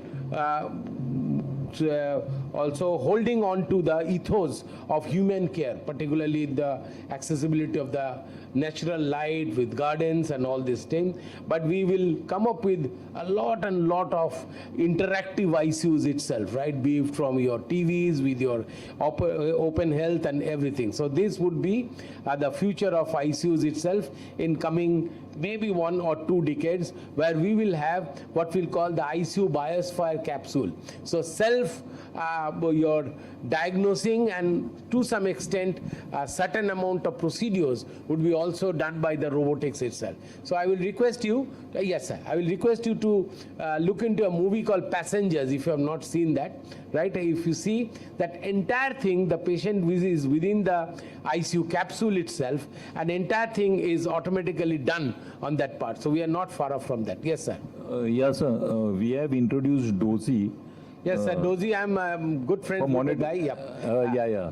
So we have introduced in our hospital, Hinduja Hospital. Right, sir. So the entire patient monitoring is being done by that AI app. On the Dozy itself. We'll discuss on the Dozy during the drinks itself. Okay, sir. Quickly, the rehabilitation, a lot of robotics, continuity with home care, and this is the mobile OPDs which are being launched, right? We will come to see a lot of mobile OPDs itself. The last interesting note is that the staff number will be differentiated. I'm not sure whether they would be reduced, but they would be differentiated. So you will have newer surgeons called telesurgeons. You read that everyone is doing distant robotic surgery. We have done from Mumbai to Jamnagar, Delhi to last now intercontinental surgery is done by an Indian guy, Prokat Dasgupta, a robotic neurosurgeon sitting in London, has operated on Gibraltar, right? So you can, just a week ago, right? So telesurgeons would be there. Then we will have medical roboticists who will help the doctors on operating the robots itself. Medical scribe is the person who will take the documentation into the EHR more effectively for a better data itself. Then healthcare navigator would be there. So what sort of treatment, what sort of insurance and all others. So to know all the options, because so much of complexities. This is a multifunctional specialist faculty, a faculty who can teach you almost in everything. Again, it would be AI augmented, or the AI itself could be the faculty itself. A lot of genetic counselors, because you have to have a perfect baby on that in the future itself, right? So genetic counselors itself, and custom organs transplant designer to have your best organ transplant, and maybe from what we call the 3D printing itself, right? So a lot I can go on, but lastly I will end with 10 questions to you to answer on that. Is that will AI reduce healthcare cost in India, or will it make the advanced care more expensive? We need to know, right? Will private hospitals continue to dominate tertiary care, or will government medical colleges take over? Should India mandate national outcome registries for hospital to improve transparency and quality, so that we all publish our data in the public domain? Can technology realistically solve India's healthcare workforce shortage, or we will still need this amount of people itself? Should healthcare procurement prioritize lower cost or long-term clinical value and sustainability? And can India become a global leader in healthcare innovation while maintaining the affordability for its own population, or the lower cost for which we are known for? And what should be India's biggest healthcare priority in next decade? Access, quality, technology, or the affordability part? So till then, किस्मत की एक बहुत खूबसूरत आदत है कि वो वक्त पर बदलती है, लेकिन फिलहाल नजर और सबर. Thank you. I'll request Dr. Doctor car आपने टिकट बुक कर लिया इसका 5 दिन आने वाला है इसका धुरंधर का Interesting and different. I'm designing a shoe for Dhurandhar. Oh, great. Shoe. Yes, I do shoe customization and designing. Evening dinner. That is his another. That is there are a lot. Actually, you can get to know in the evening. I believe he has got 150 pairs of customized shoes, which comes from Europe. Yeah. He has got 78 two-wheelers. My God, so you know, acres to park the. Okay, so thank you, Dr. Kaur, and I'll request Dr. Venkat to conclude the session, and then request Dr. Mr. Pradeep Mishra and Mr. Ankit to come and facilitate Dr. Kaur. Ankit ji, please. Thank you very much, Dr. Khar. It was very insightful session, and we actually you would have started the session. At least this would have gone 3 hours session. It was very interesting. It's first time we are seeing this in a clinical part, and also you have well covered the supply chain and other areas also, artificial intelligence. It was interesting insight, sir. Thank you very much. Thank you. All of you. Please join. Pradeep ji, Ankit ji, please join. Venkat ji, please.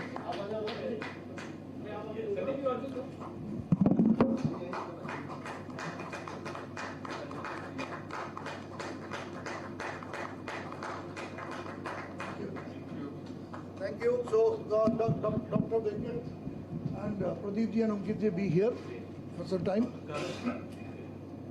So we have 2 more felicitations. Mr. Vijay Singh, please come and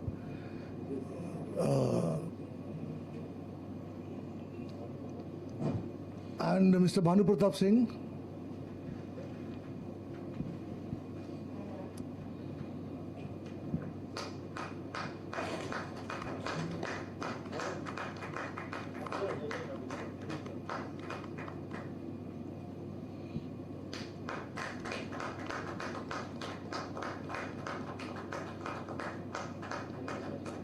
Mr. Bhanu Pratap Singh, please come.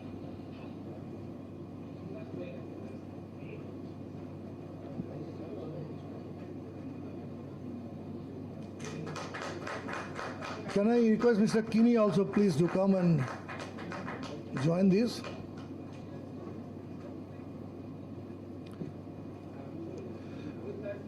Dinodji, we could not get the time to prepare yours, but please come. Take a dummy and take the photo, and then we'll arrange.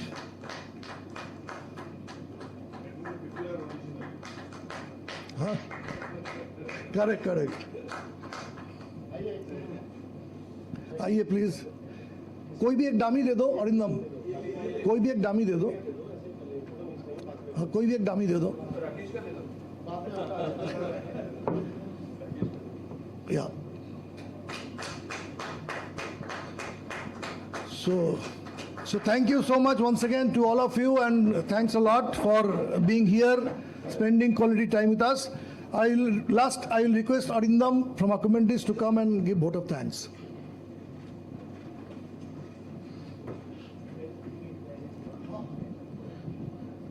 Thank you so much, sir. From Acommenties, thank you for sharing the knowledge, and this was a very, very grateful evening, and I would like to give my vote of thanks from Acommenties.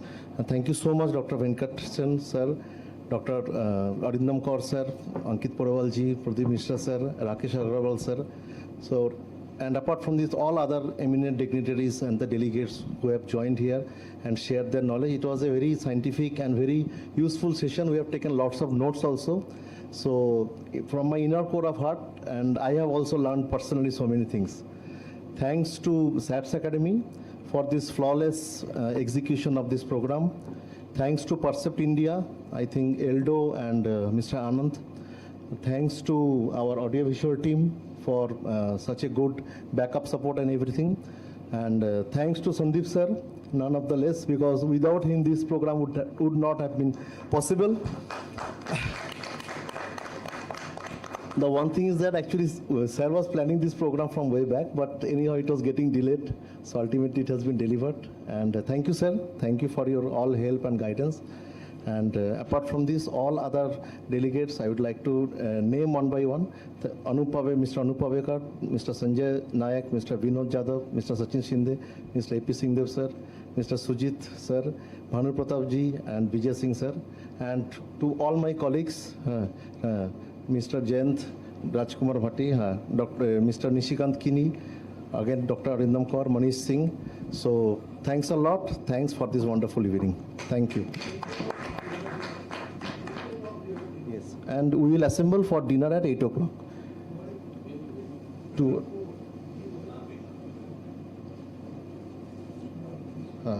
I will call this. You come, no, sir. You come. Okay. So I take 1 minute. I will request Sandeep sir to come to felicitate your only team actually come. And Venkat sir also. I would like to call Rajkumar Bhatti.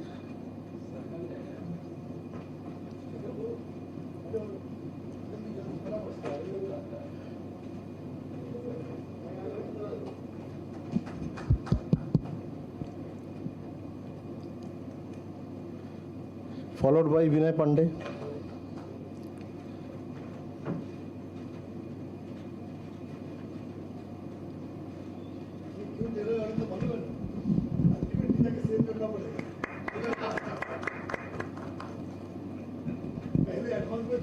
Manish Singh.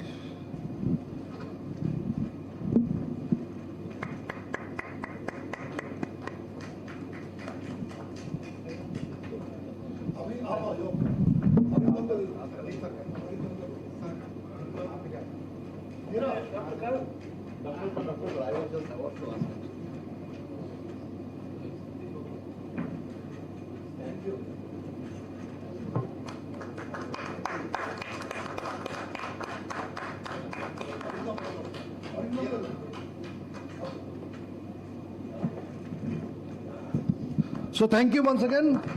So thanks for being patient and a lot of contributing. We'll have a gala dinner today at 8 o'clock. The same restaurant where we had a lunch, just outside of that restaurant, the outside area of that restaurant. So please do come at 8 o'clock. Oh, we have a tea and coffee ready right now. Tea, coffee ready. You can have your tea, coffee and then go to your room, get fresh. हाँ बता दो group photo एक will have a group photo can we have a group photo please सबका ले लो ना can we have a group photo please नहीं हुआ था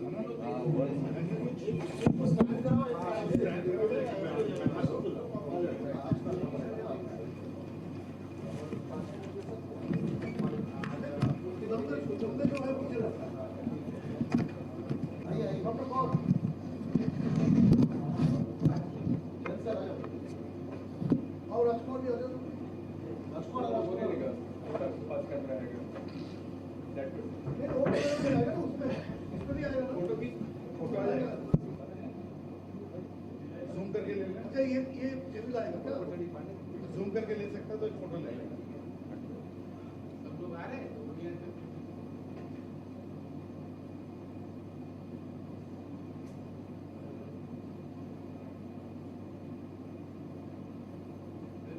Thank you.